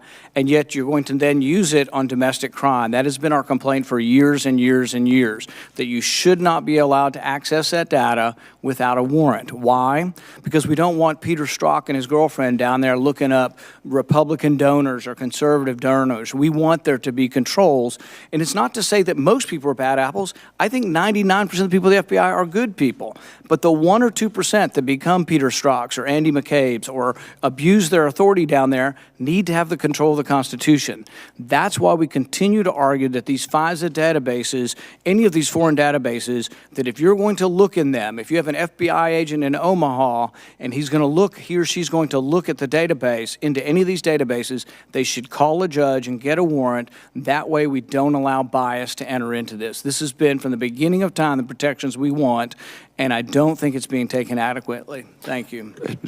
Senator, I would just say that I disagree with the characterization of it as being unconstitutional in terms of the way in which we've conducted ourselves, but I appreciate your kind words about the men and women of the FBI. I would say that the recent legislation that was passed by this Congress was important legislation to keep Americans safe, and I think we can protect the American people and uphold the Constitution at the same time, and I think that's what we're doing. Senator Langford. Thank you to all three of you and the teams that work around you. You have some pretty remarkable folks that are engaged in this, and so we appreciate the ongoing work that you have. Secretary Nielsen, let me start with you. There were some questions that came up on a Bloomberg article just a few days ago about supply chains and the accusation that China, as a government, from the article itself, was working with individuals within manufacturing to put microchips into motherboards that would then get access to all parts of communication and all parts of the American government, including national defense resources. Talk to me about DHS and what you're doing on supply chain management and trying to be able to help protect us from foreign threats. So this is a particularly pernicious threat, as you well know, because it's very difficult for the average citizen, company, or government entity to understand every component that was put into a part or piece of equipment or network that they've purchased. So at DHS, we've created the National Risk Management Center. Under that center, we have a Information Communications Technology Task Force on supply chain. We're working very closely with the private sector to break down the supply chain and give them much more awareness on the types of companies they're purchasing from. We provide them intelligence with respect to whether those companies could pose a threat. And certainly within DHS, I have asked for a complete overhaul in the way in which we look at contracting to make sure that any vendor that works with DHS has complied with basic security. We also, as you know, have used our binding operational directive when needed in the case of Kaspersky to make sure that that is removed off of all federal networks. So at this point, as you're working with entities, is there a greater threat from manufacturing? Let's say in this case it was from China that's deliberately trying to be able to gain access to information and the movement of information in the United States. Is there a greater threat from China than there has been historically? Is that a growing threat? How would you describe that? I would echo Director Wray's description of China. They're bringing everything they have to bear. They're playing a long game. They're trying to influence us in every way possible. We do see them very active in the cyberspace. So we take that intel from the intel community, and then we appropriately share it with the private sector to make sure that they're up to speed on the tactics, threat indicators, et cetera, that might apply. Thank you. Director Wray, how are the airports doing in working with you? You have a voluntary cooperation with the airports to be able to help check for insider threats. How are airports working with the FBI? Are they actively engaging with the FBI? Or you see the vast majority of airports saying, we want to do that? Obviously, TSA are very aggressive on trying to be able to work for insider threats, but there's lots of other employees that are there. The majority of airports voluntarily cooperating with you or not? I would say in general, Senator, that the airports have been good partners with us. Obviously, we work very closely with the various DHS agencies in dealing with airport security. But I would say for the most part, we have had pretty good cooperation from the airports. So for airports that have chosen not to cooperate with you, and there are several that have said, you know, we've got it, we'll do our own, what would be the counsel that you would provide to them? I think this is a shared fight, a shared threat, and requires a shared response. Thank you. Secretary Nielsen, let me go back to immigration. You have a very difficult task. It's been interesting to be able to hear the dialogue around this dais today. When you have thousands and thousands of kids that are coming at you, that you're trying to be able to manage and care for, which foreign leaders have come to the United States to be able to look at the facilities specifically to see how their kids are taken care of and have walked away impressed, saying, okay, our kids are being well cared for. They have an understanding from those governments that these individual kids or these families have crossed the border illegally. They've crossed thousands of miles. They've slept on the open ground and dirt and not had access to good food, not had access to shelter, have been moved by human smugglers. Then they come to the United States and they're treated with dignity. They're put in a place. They're provided food, they're provided shelter, they're provided safety that they've not had, several of them for weeks and weeks and weeks of travel. It's a very different experience. So it's interesting to me to hear the note and the accusation to you as you're detaining children when you're actually trying to be able to manage and provide care to kids that have not had care, sometimes from their own parents, sometimes at all from anyone for weeks at that point. So I do appreciate what you're doing. You're putting a positive face forward for America to be able to help provide care for kids that are in a vulnerable moment. So I appreciate that. I also appreciate what you're doing working with the Northern Triangle and with Mexico. Can you help me understand where that's going? Because I know there's a lot of dialogue right now with the Northern Triangle. This Congress has voted 3 years in a row to put over $600 million towards helping stabilize Guatemala, Honduras, and El Salvador. 3 years in a row, $600 million each year plus to be able to fight corruption, provide judicial stability there, to be able to help fight off drug interdictions and such, to be able to help. You're also engaging at a different level. Help me understand that. Happy to. So there's quite a few components that go into it, as you know. So working directly with the 3 countries in the Northern Triangle and Mexico and Colombia, Costa Rica, other countries in the region, I have asked us to work on a regional approach to counter smuggling. The smuggling epidemic is not a United States problem, it's not a Mexican problem, and it's not a Northern Triangle problem. We all have to work together to dismantle that. So that's part one. Part two is making sure that the countries from which they originate are as stable as possible, that they provide health, care, food in some cases, but employment opportunities. The more and more that we have dug into this over the last year in conjunction with the United Nations, what we have found is the vast majority of those leaving the Northern Triangle leave for family reunification, leave for an economic opportunity, and then in some cases, in some areas, leave for a lack of food security. So we're working with the United Nations to increase asylum capacities so that we can take care of those vulnerable populations who do choose to leave as close as possible to that source of origin. I hope to be able to report to this committee soon some great strides forward with Mexico. I've been working very closely with the Peña Nieto administration, but also have had many conversations and trips to Mexico to meet with the López Obrador incoming administration. We have our conference later this week where we hope to focus on both building prosperity in the region with the NGO community and nonprofits, and also to focus on that security. How can we together as a region counter what we have, which is our common cause, which is against the smugglers, against the transnational criminal organizations and the gangs. So it's very complex, but we're pulling it all together to make sure we have a holistic approach. Great. Thank you for that. Senator Carper, are you ready? Sorry to be bouncing back and forth. You know, we serve on a bunch of hearings and a bunch of committees, and I apologize for not being here for all of this one. I appreciate the interest, strong interest that Senator Lankford has shown in the Northern Triangle, and there's a reason why we have tens of thousands of people coming up from Honduras, Guatemala, and Salvador.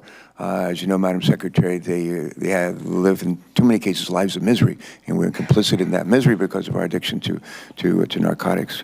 Senator Lankford told me a few minutes ago before I left for another hearing that there's some progress in Guatemala just in the last week in terms of going after bad guys with respect to drug operations, and we applaud that. He and I are going to have a chance to talk to the President of Guatemala tonight at dinner, and there, while we applaud the work that's going on with respect to narcotics, we're not so pleased with what's going on in some other regards. And I don't know how closely your predecessor, Jay Johnson, stayed very close to what was going on in the Northern Triangle. I don't know if you have the chance to do that or not, but if you had a chance to convey briefly a message to President Morales tonight with respect to the progress or lack thereof in terms of working through the Alliance for Prosperity to actually turn the country around and improve things, what message would you give him? Sir, I'd go back to awareness.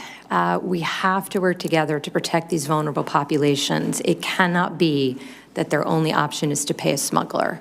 So the more that he can do to work with us, and I do stay very involved, I probably spend about 40% of every working day on Mexico and the Northern Triangle to try to work on the push factors and help stabilize the region. But the more that he can help us with awareness and help us work towards other options, I do think that that will monumentally move us forward. All right, thank you. One of the other hearings I came from, the Environment Public Works hearing, which focuses on today on endangered species of all things.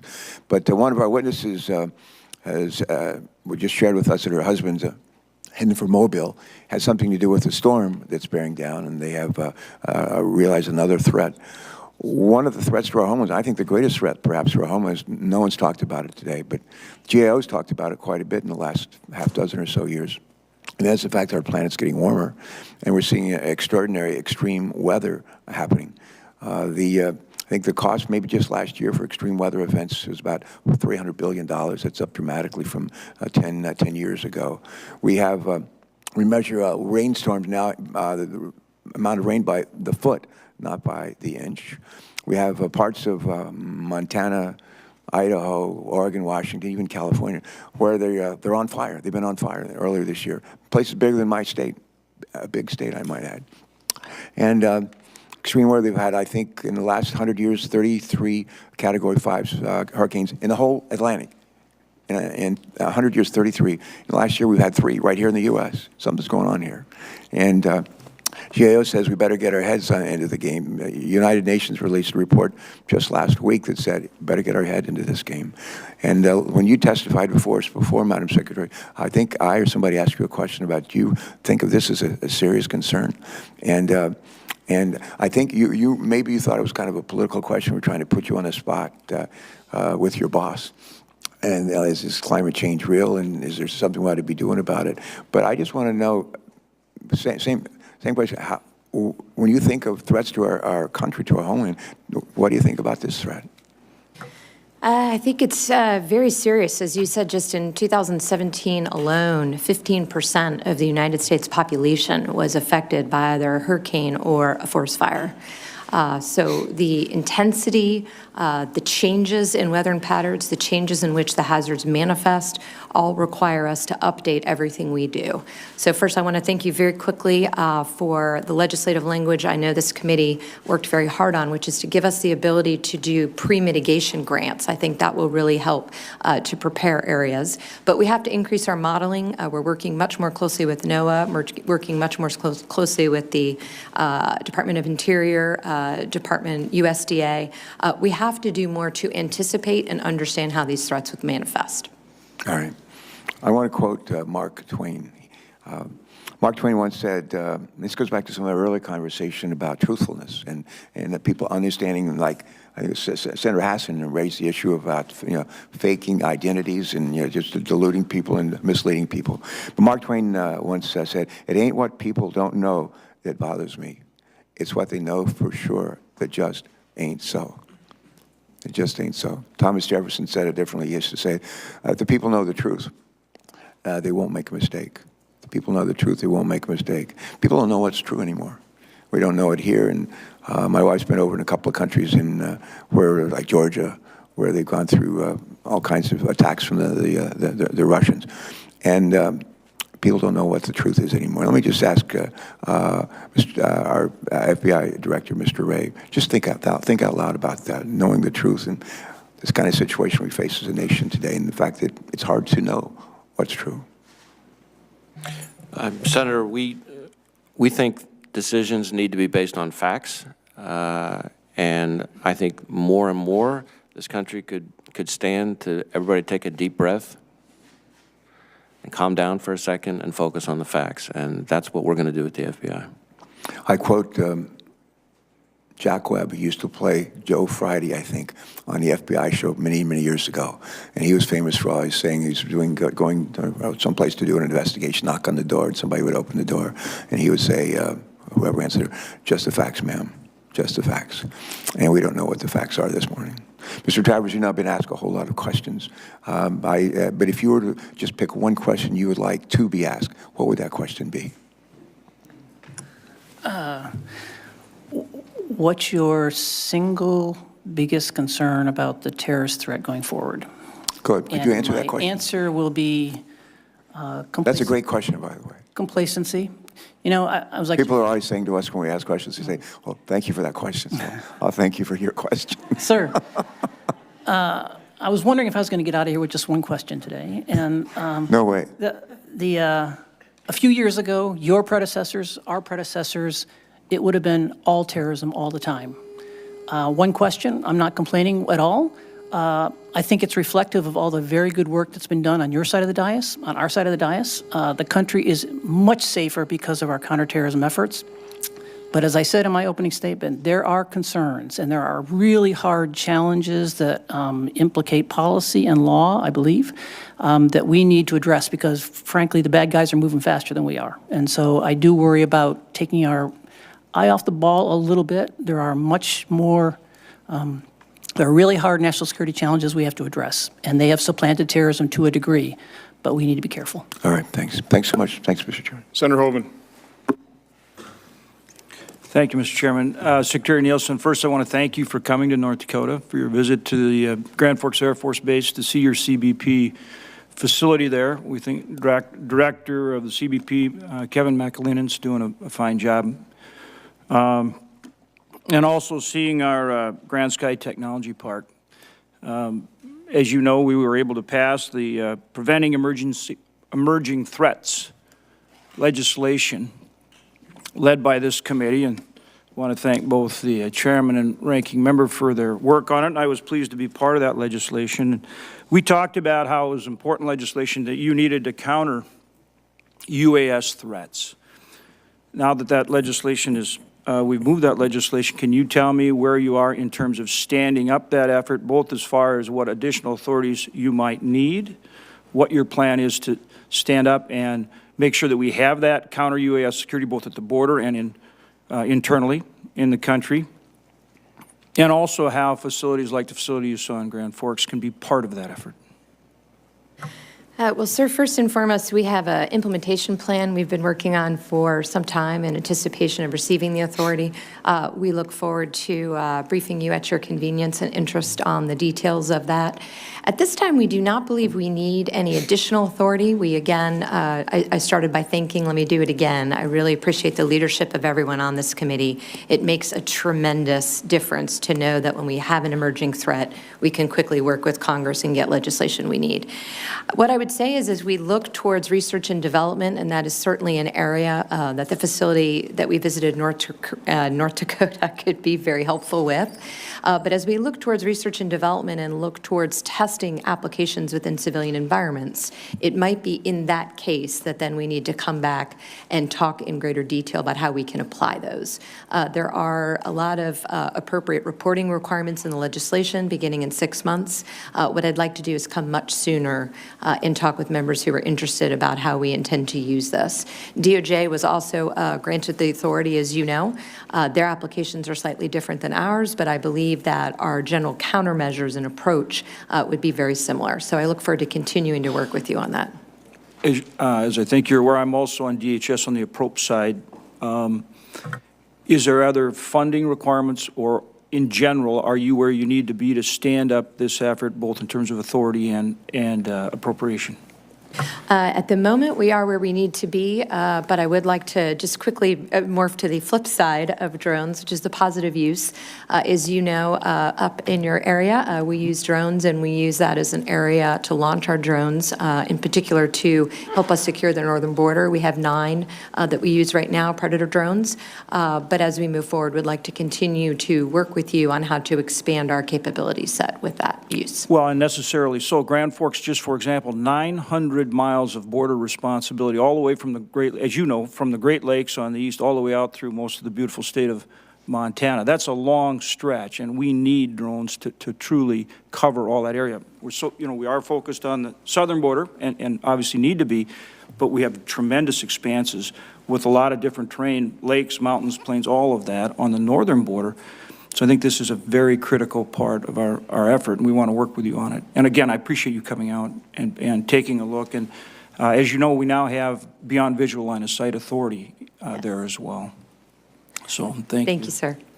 Director Wray, how are we staying ahead of some of the cyber challenges, your cyber security? You know, we always think of your field agents and how tremendous they are. But how about your technology, your cyber, staying ahead of the technology that you face, including cyber hacks and that kind of thing on the FBI?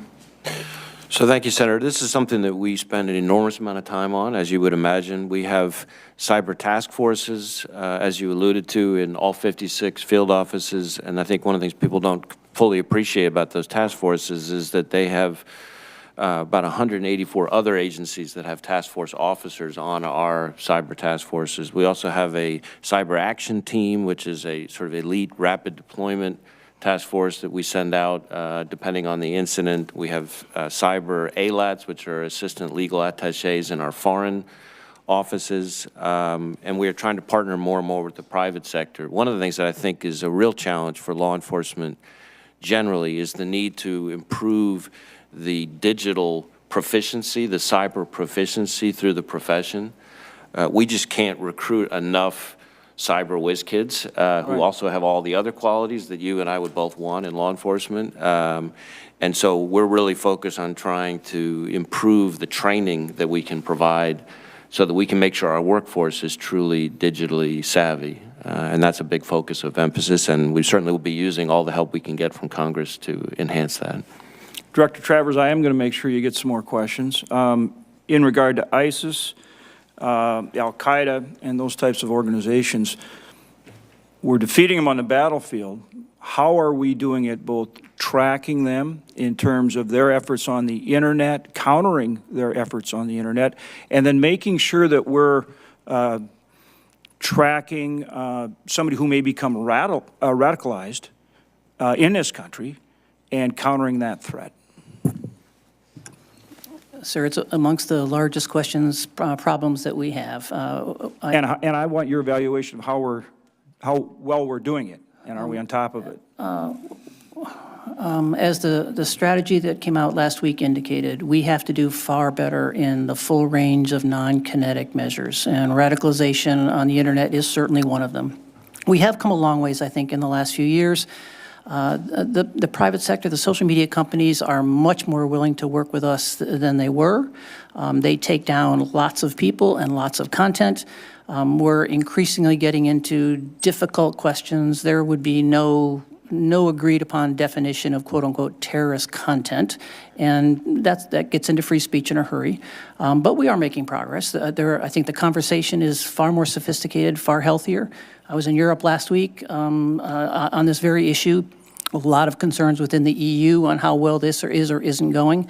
It's going to be a large challenge for us going forward because as the terrorists get younger, they're getting better at this, and it poses massive issues for the intelligence community and law enforcement. As Director Wray brought up, are you able to get the, whiz kids, if you will, the people with the cyber training and talent that you need? Are you able to attract those people? Well, generally speaking, data scientists are amongst the most difficult individuals for us to attract and retain because they're in huge demand across the private sector. And so we need to be looking at more ways to attract and retain that type of talent, don't we? And we're investigating everything from bonuses for retention. Yeah. Thank you.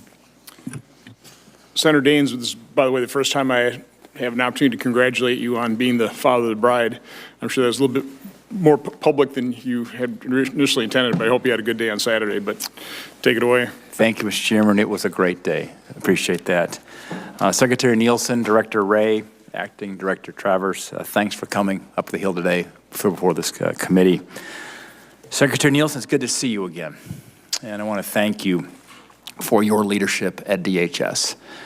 There's been a lot of talk this morning about what needs to be improved, but I also think we should take a moment to recognize truly the great work that you and the men and women at DHS do in keeping our country safe every day, 24 hours a day. We need to secure our borders. The senator from North Dakota mentioned the long northern border that we have from Montana. It's nearly 550 miles. Put that in perspective, it's going from here to Indianapolis, round numbers. It's a great distance. And I appreciate that President Trump has made it clear that we're going to secure our borders. It's a difficult task, but I want to thank you for executing against that mission. As we think about securing our borders, it's a critical first step, certainly, in stemming illegal immigration, but it's also the drugs that pour into our country. And remarkably, we had this discussion last week in this very room, we don't know how many citizens we have in our country, let alone how many millions of illegal immigrants are here. Dr. Dillingham was here last week. We talked about we don't ask that question of citizenship on the census form. Many of these illegal immigrants are harbored in sanctuary cities. This is a direct threat to public safety. Frankly, it's a blatant disregard to the rule of law. In 2018, ICE Homeland Security investigations have led to the seizure of nearly 60,000 pounds of meth so far. That totals nearly $500 million. In fact, 26,000 pounds of heroin with a street value over $700 million were also seized.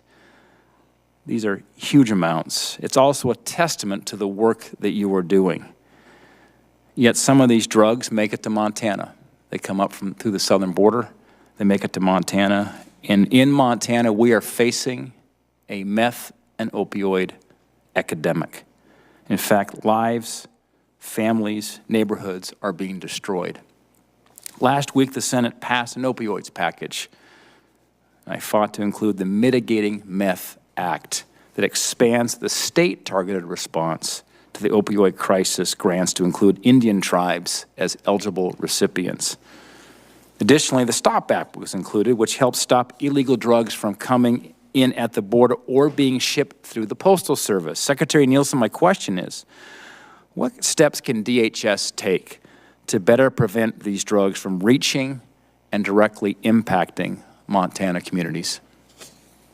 Well, sir, first of all, in the interest of time, let me just say happy to give you a much more in-depth brief because there's so many answers to this question. But we start with international partnerships and international cooperation. So everyone from Interpol to Europol to all of the countries south of us to include China when it comes to fentanyl. So work with them on at the law enforcement to law enforcement. We use interagency task force, such as that out of Key West or out of South, to track the shipments, the ships that are loaded with drugs as they approach our borders, and we work with all elements of the USG to interdict them. When they get to the border, we have the Coast Guard, we have TSA if they're coming in through land, we have CBP, and what we work in that case in a targeted way to locate parcels or packages that might be of concern. We use non-intrusive detection equipment at the border to actually scan cars, et cetera. Once they get into the country, the next level of security is we work with local law enforcement. We work with different elements of the Department of Justice to include DEA. And we try to take down the whole entire network. ICE has the Cybercrime Center. We look a lot about marketplaces on the dark web, how to take them down, how to remove the opportunity to sell that way. We also then do a lot of sharing once we have targeted information with state and local law enforcement so that they know it's there. When it comes to the mail, I mentioned before, very appreciative of passage through this body of the STOP Act.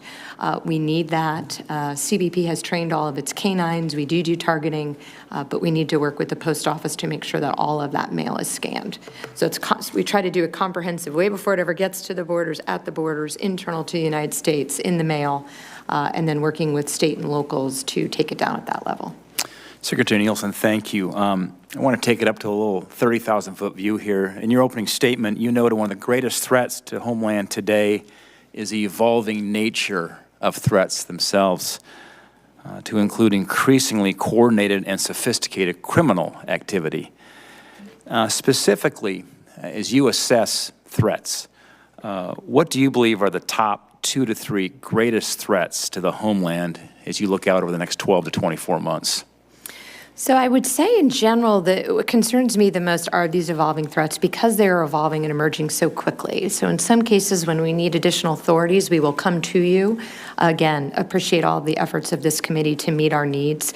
But there's still a gap because, for example, even with drones, I now have the authority. But before I had the authority, I couldn't even do the research and development to develop the countermeasures to then apply them.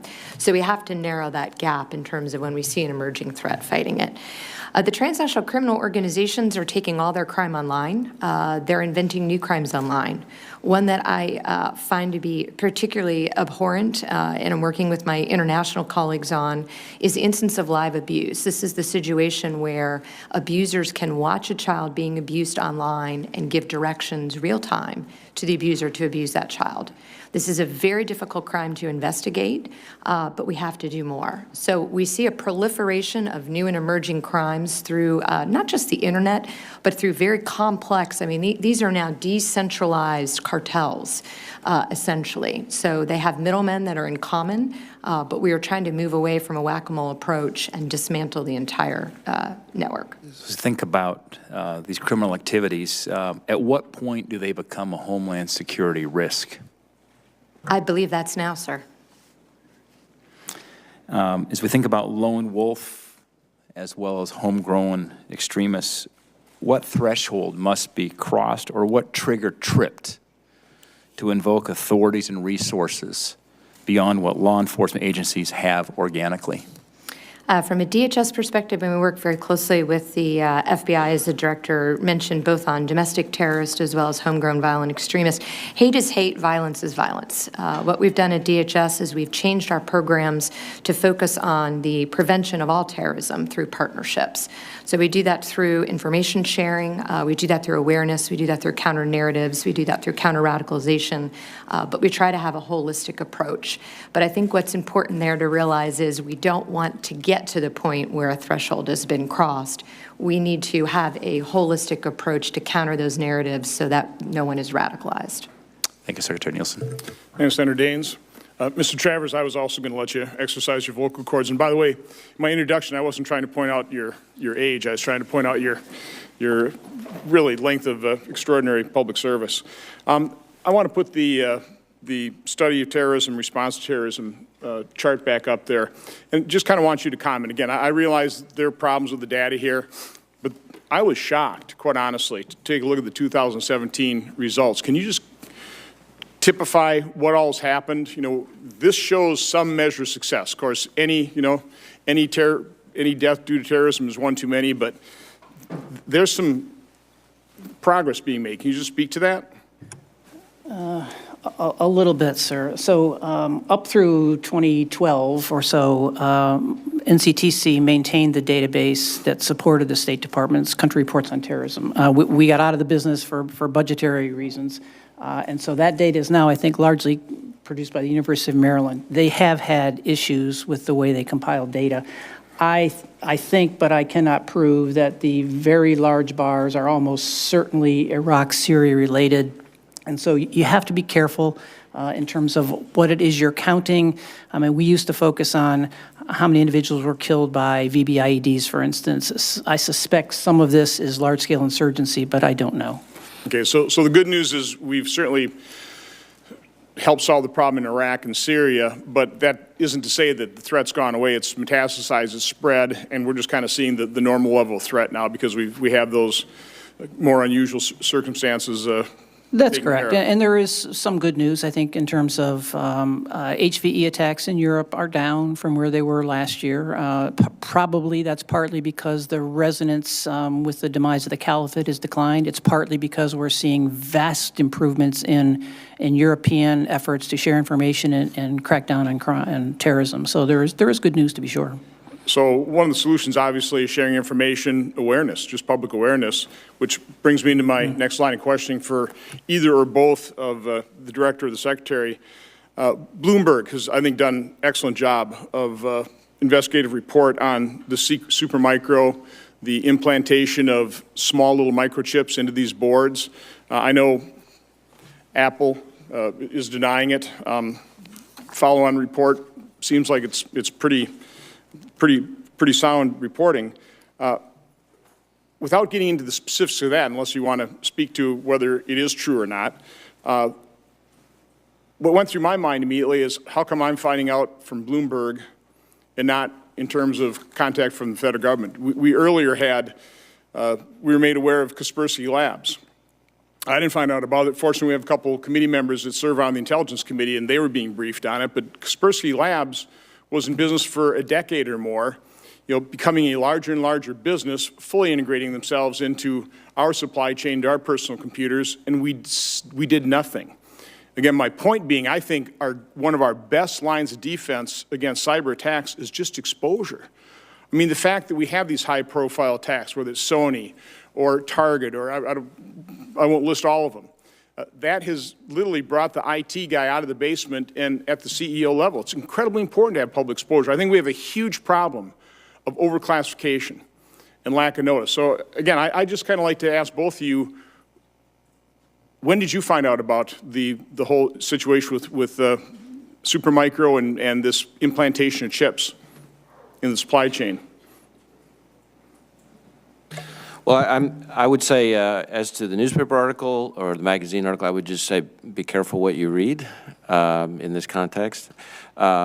Certainly, I would say that I agree with you 1,000%, Mr. Chairman, that that awareness is a huge part of the defense to whether it's supply chain risks or cyber risks.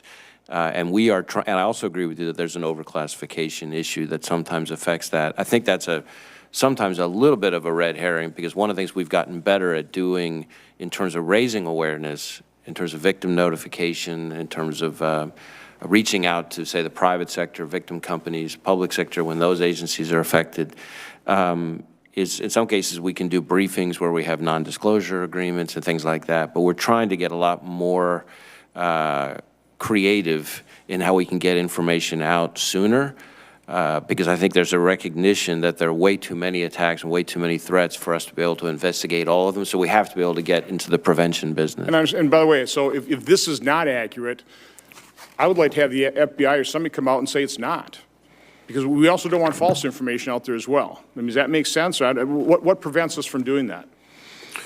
Well, I can't speak for other agencies. On our end, we have to be very careful because we have very specific policy that apply to us as law enforcement agencies to neither confirm nor deny the existence of an investigation. Okay, so I guess I'm looking at Secretary Nielsen then. But I do want to be careful that my comment not be construed as inferring or implying, I should say, that there is an investigation. We take very seriously our obligation to notify victims when they've been targeted. But again, so much of cyber defense is threat identification, notification, right? Yes, sir. And we have adopted a shine the light approach. I mean, we have to stop the complacency and move to attribution and consequences. So one of the first things we did do was the binding operational directive against Kaspersky. Can't speak to why it wasn't done sooner. With respect to the article, we at DHS do not have any evidence that supports the article. We have no reason to doubt what the companies have said. We continue to look into it. What I can tell you, though, is it is a very real and emerging threat that we are very concerned about. So we are working very closely with the private sector, within our federal family, and certainly to put our own house in order to make sure that we are locking down every step of that supply chain. Before I go into another series of questions, quickly with you, Secretary Nielsen, you've issued now a strategy on EMP, GMD. Can you just quick summarize it? I mean, what is the primary finding out of that? The primary finding is, and you will not be surprised to hear me say this, sir, but that we need to do more. So we are starting with the energy sector and the communications sector. We need to do much greater depth of modeling to understand what the actual cascading effects would be. As you and I have discussed, in an extreme, if all of the lights go out and we have a long-term power outage, we do have an annex for that as part of our federal interagency operational planning under the National Response Framework. So regardless of cause, we can respond and recover. But the cause is very important, and understanding exactly how that will emanate is important.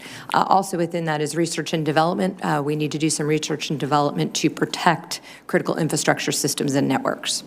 This is certainly one of those problems that we've been admiring for years. I am really looking to do something. And my suggestion always has been, what do we do if the electrical grid goes down, regardless of the cause, whether it's kinetic, whether it's cyber, whether it's EMP, GMD, and maybe we start there. Large power transformers have no replacements. I mean, I really am looking for action and an action plan to do something so we can mitigate any kind of damage. I have some more questions, but want to turn to Senator McCaskill, and then I'll go back. Secretary Nielsen, ports of entry, where 90% of the seizures of fentanyl are made, your 4,000 officers, well, to be specific, 3,908 officers short of your own staffing model. But yet, and I've discussed this before, your department has not requested more for this. Do you agree that you're not adequately staffed at the ports of entry for the interdiction of fentanyl? As you know, Senator, it's a combination. So first of all, to the extent that we have openings, we have open positions, we have to fill them. And we're working very hard to do that. As I mentioned previously, we're finally at a point where bringing folks onto duty, the number is now above the number that we're losing through attrition. So that's step one. Step two, it's that combination of technology. So what we've also done is we're cross-training some of the folks that we do have at those ports of entry so that they're all trained, for example, on the equipment. They can serve multiple positions. But if the basis of your question is, do we need to do more at the ports of entry to stop drugs, the answer is yes. In May, you said there's no suggestion you have a lack of people to work with the canines or run the machine when you were here. The Inspector General, as you know, issued a report on September 24th that said, in fact, the lack of personnel is at the heart of the issue. I'm quoting the report now. It's inadequate to prevent illegal drugs and contraband from entering the United States.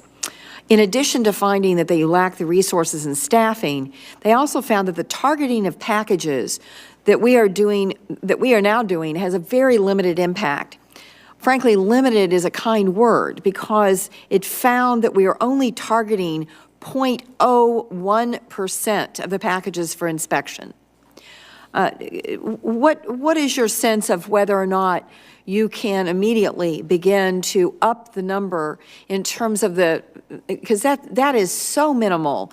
The chances of us really uncovering how much fentanyl is coming in is very limited. I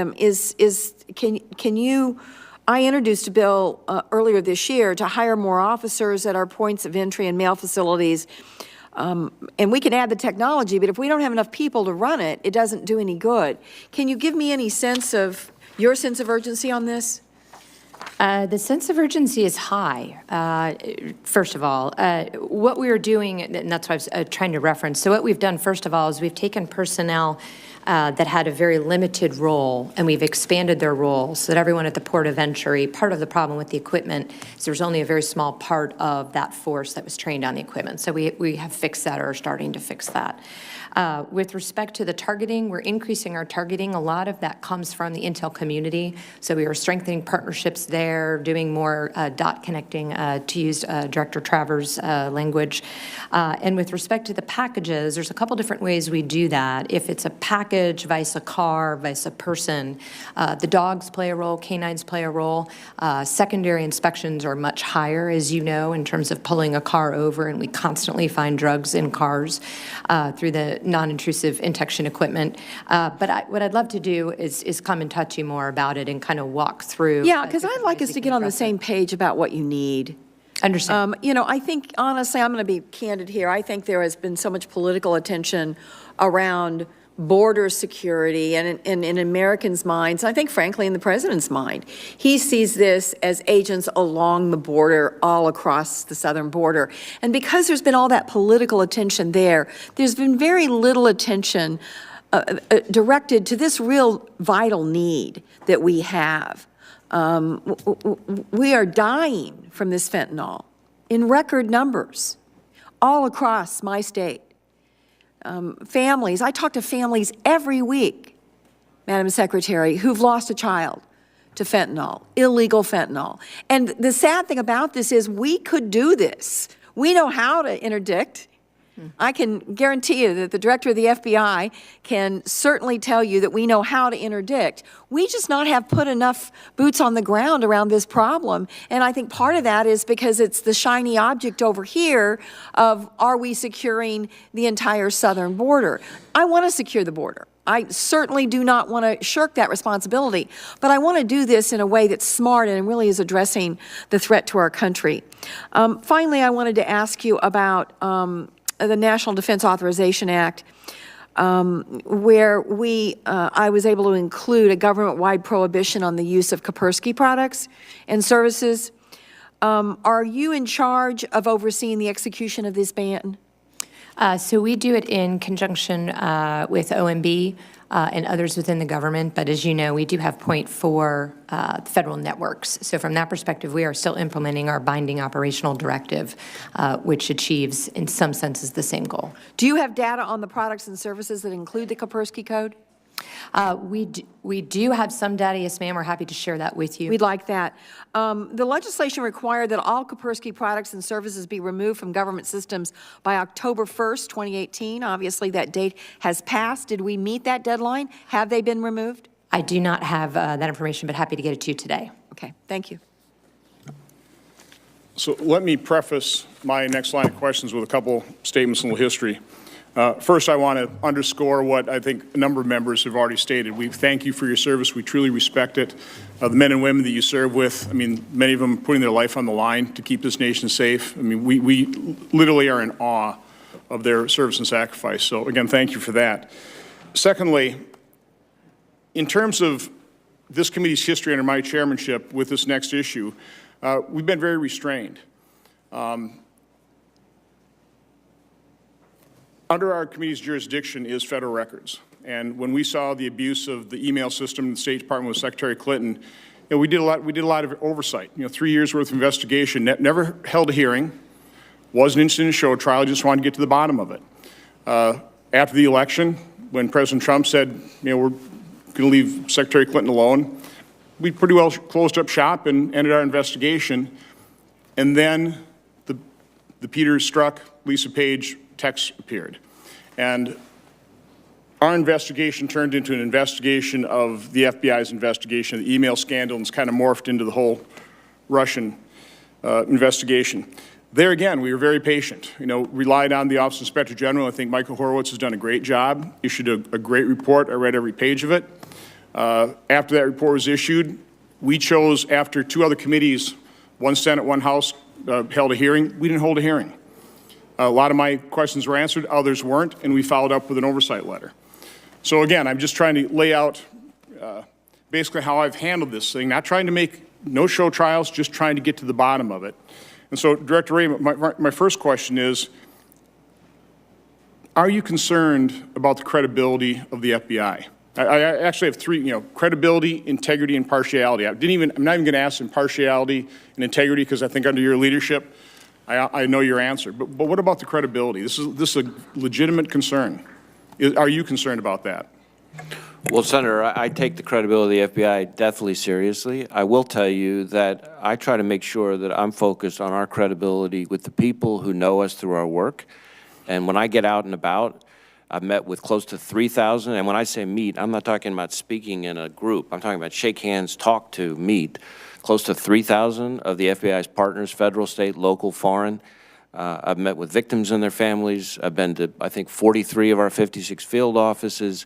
And what I find over and over and over and over again from the people who actually know the facts, back to the response I gave to Senator Carper, the credibility of the FBI is rock solid. Again, that's the 99%. I'm talking about what we've seen over the last couple of years, okay, under Director Comey's leadership. I mean, Senator Paul touched on it to a certain extent. I mean, I can go through the list.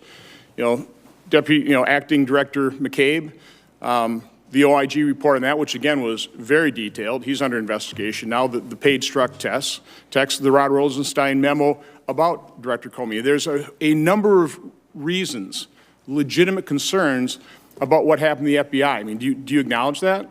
And does that concern you? Certainly, I take anybody's concern seriously. I think the Inspector General, as I agree with you, did a very thorough and professional job, and I've taken his recommendations very seriously.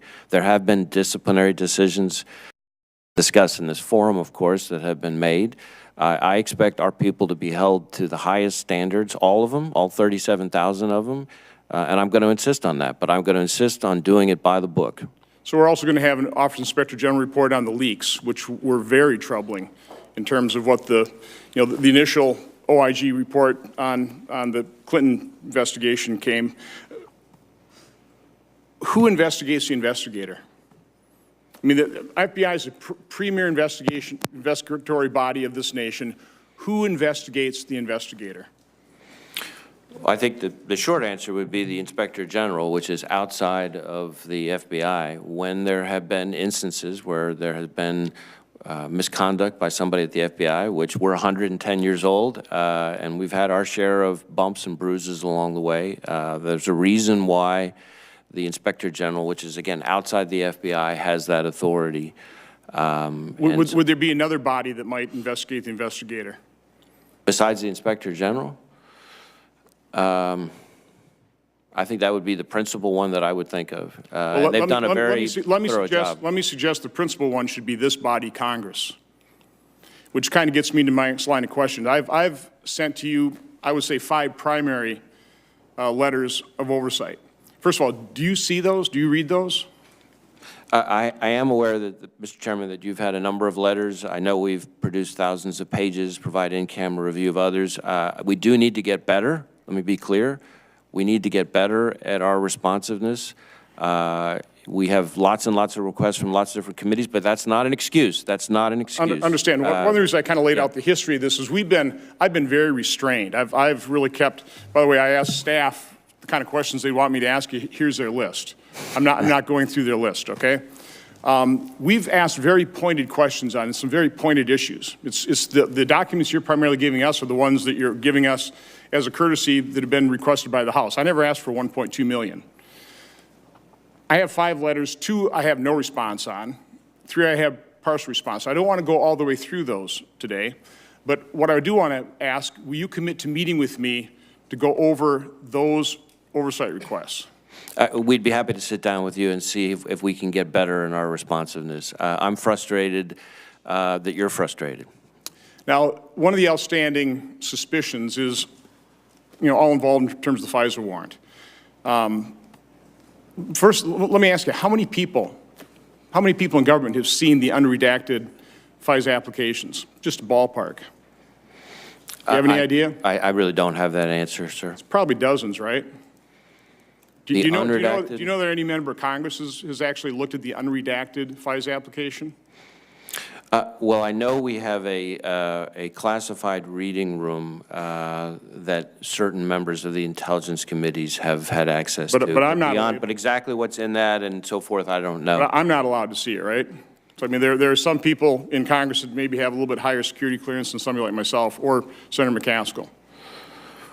Well, again, I think we try very hard, the entire intelligence community, including the FBI, to balance both our need to be transparent and responsive to oversight, including this committee, but also to protect sources and methods. And I think there are ways to accommodate that. I think we've tried very hard to do that. Okay, there is, again, you said, and we all want to protect sources and methods, okay? Nobody wants to put national security at risk.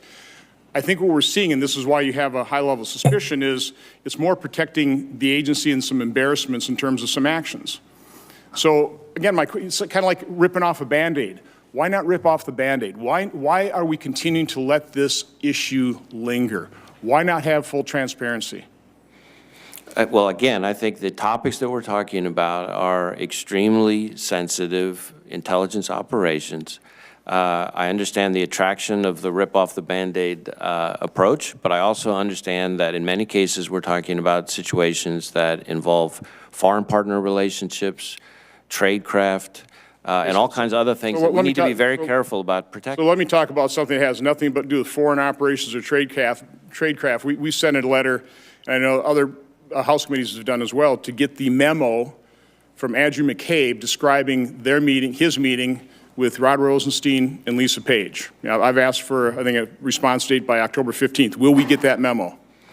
Well, we'd have to get back to you on that. I will tell you that we also have an ongoing special counsel investigation. Well, that's always, not our. Of course, that's always the problem, which is one of the reasons I did not agree with the special counsel at this point in time. It prevents the people's house, okay, the people's representatives from actually getting the truth and holding people accountable. It's as held up. I've been doing this now for 4 years as chairman, and every time there's a criminal investigation, Congress can't get information, and so the American people don't get information. There were meetings, obviously, between Bruce Orr and FBI, so you have 302s probably produced on those. Is there any reason or rationale why we wouldn't be able to see those? Well, again, as to any, I'm sorry, I didn't mean to interrupt you. So, as to any specific item, we're happy to take a look at it and see where it stands. I do know that, part of the reason I can't answer specifically is that we've had so many oversight requests from so many different committees about so many different documents. But I do know that there is a very serious, ongoing criminal investigation that involves grand jury secrecy and the need to protect the integrity of that investigation. Whether the particular documents that you're asking for and the particular request run afoul of that, I'd have to have somebody take a look at it. Okay, so I won't go any further, but will you make a commitment to set up a meeting with me where we can go through all of this information, including FBI's involvement in the John Doe investigation in Wisconsin? Okay, we've sent you a letter there. Really, we got a non-response response. These are serious questions, very targeted. Again, I'm incredibly sensitive to the jobs you have here. I want you keeping this nation safe, primarily focused on that. That's why I'd like to get to the bottom of this, get it behind us, and move on. We'd be happy to sit down with you. Okay, thank you. Senator McCaskill, you have anything? I don't. Again, I want to thank all three of you for your dedicated service, your families as well. You probably don't spend a whole lot of time with your families as you're used to, so we understand this is a complete family sacrifice as well. And again, the men and women that serve with you, they're extraordinary, and we understand that. And we thank them for their service. The hearing record will remain open for 15 days until October 25th at 5 p.m. for the submission of statements and questions for the record. This hearing is adjourned.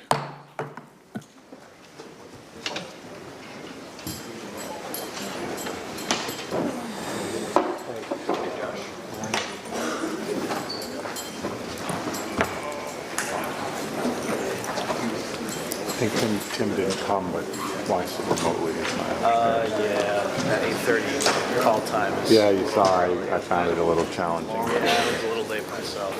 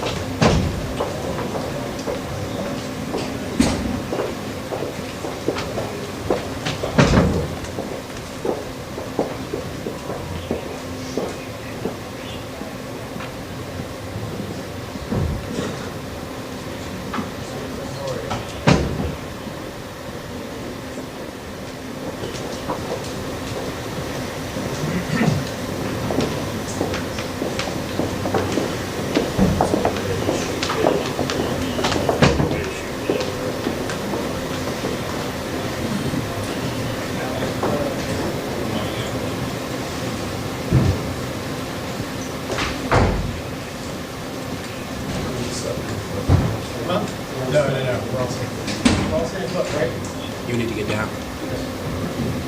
Careful. You need to get down so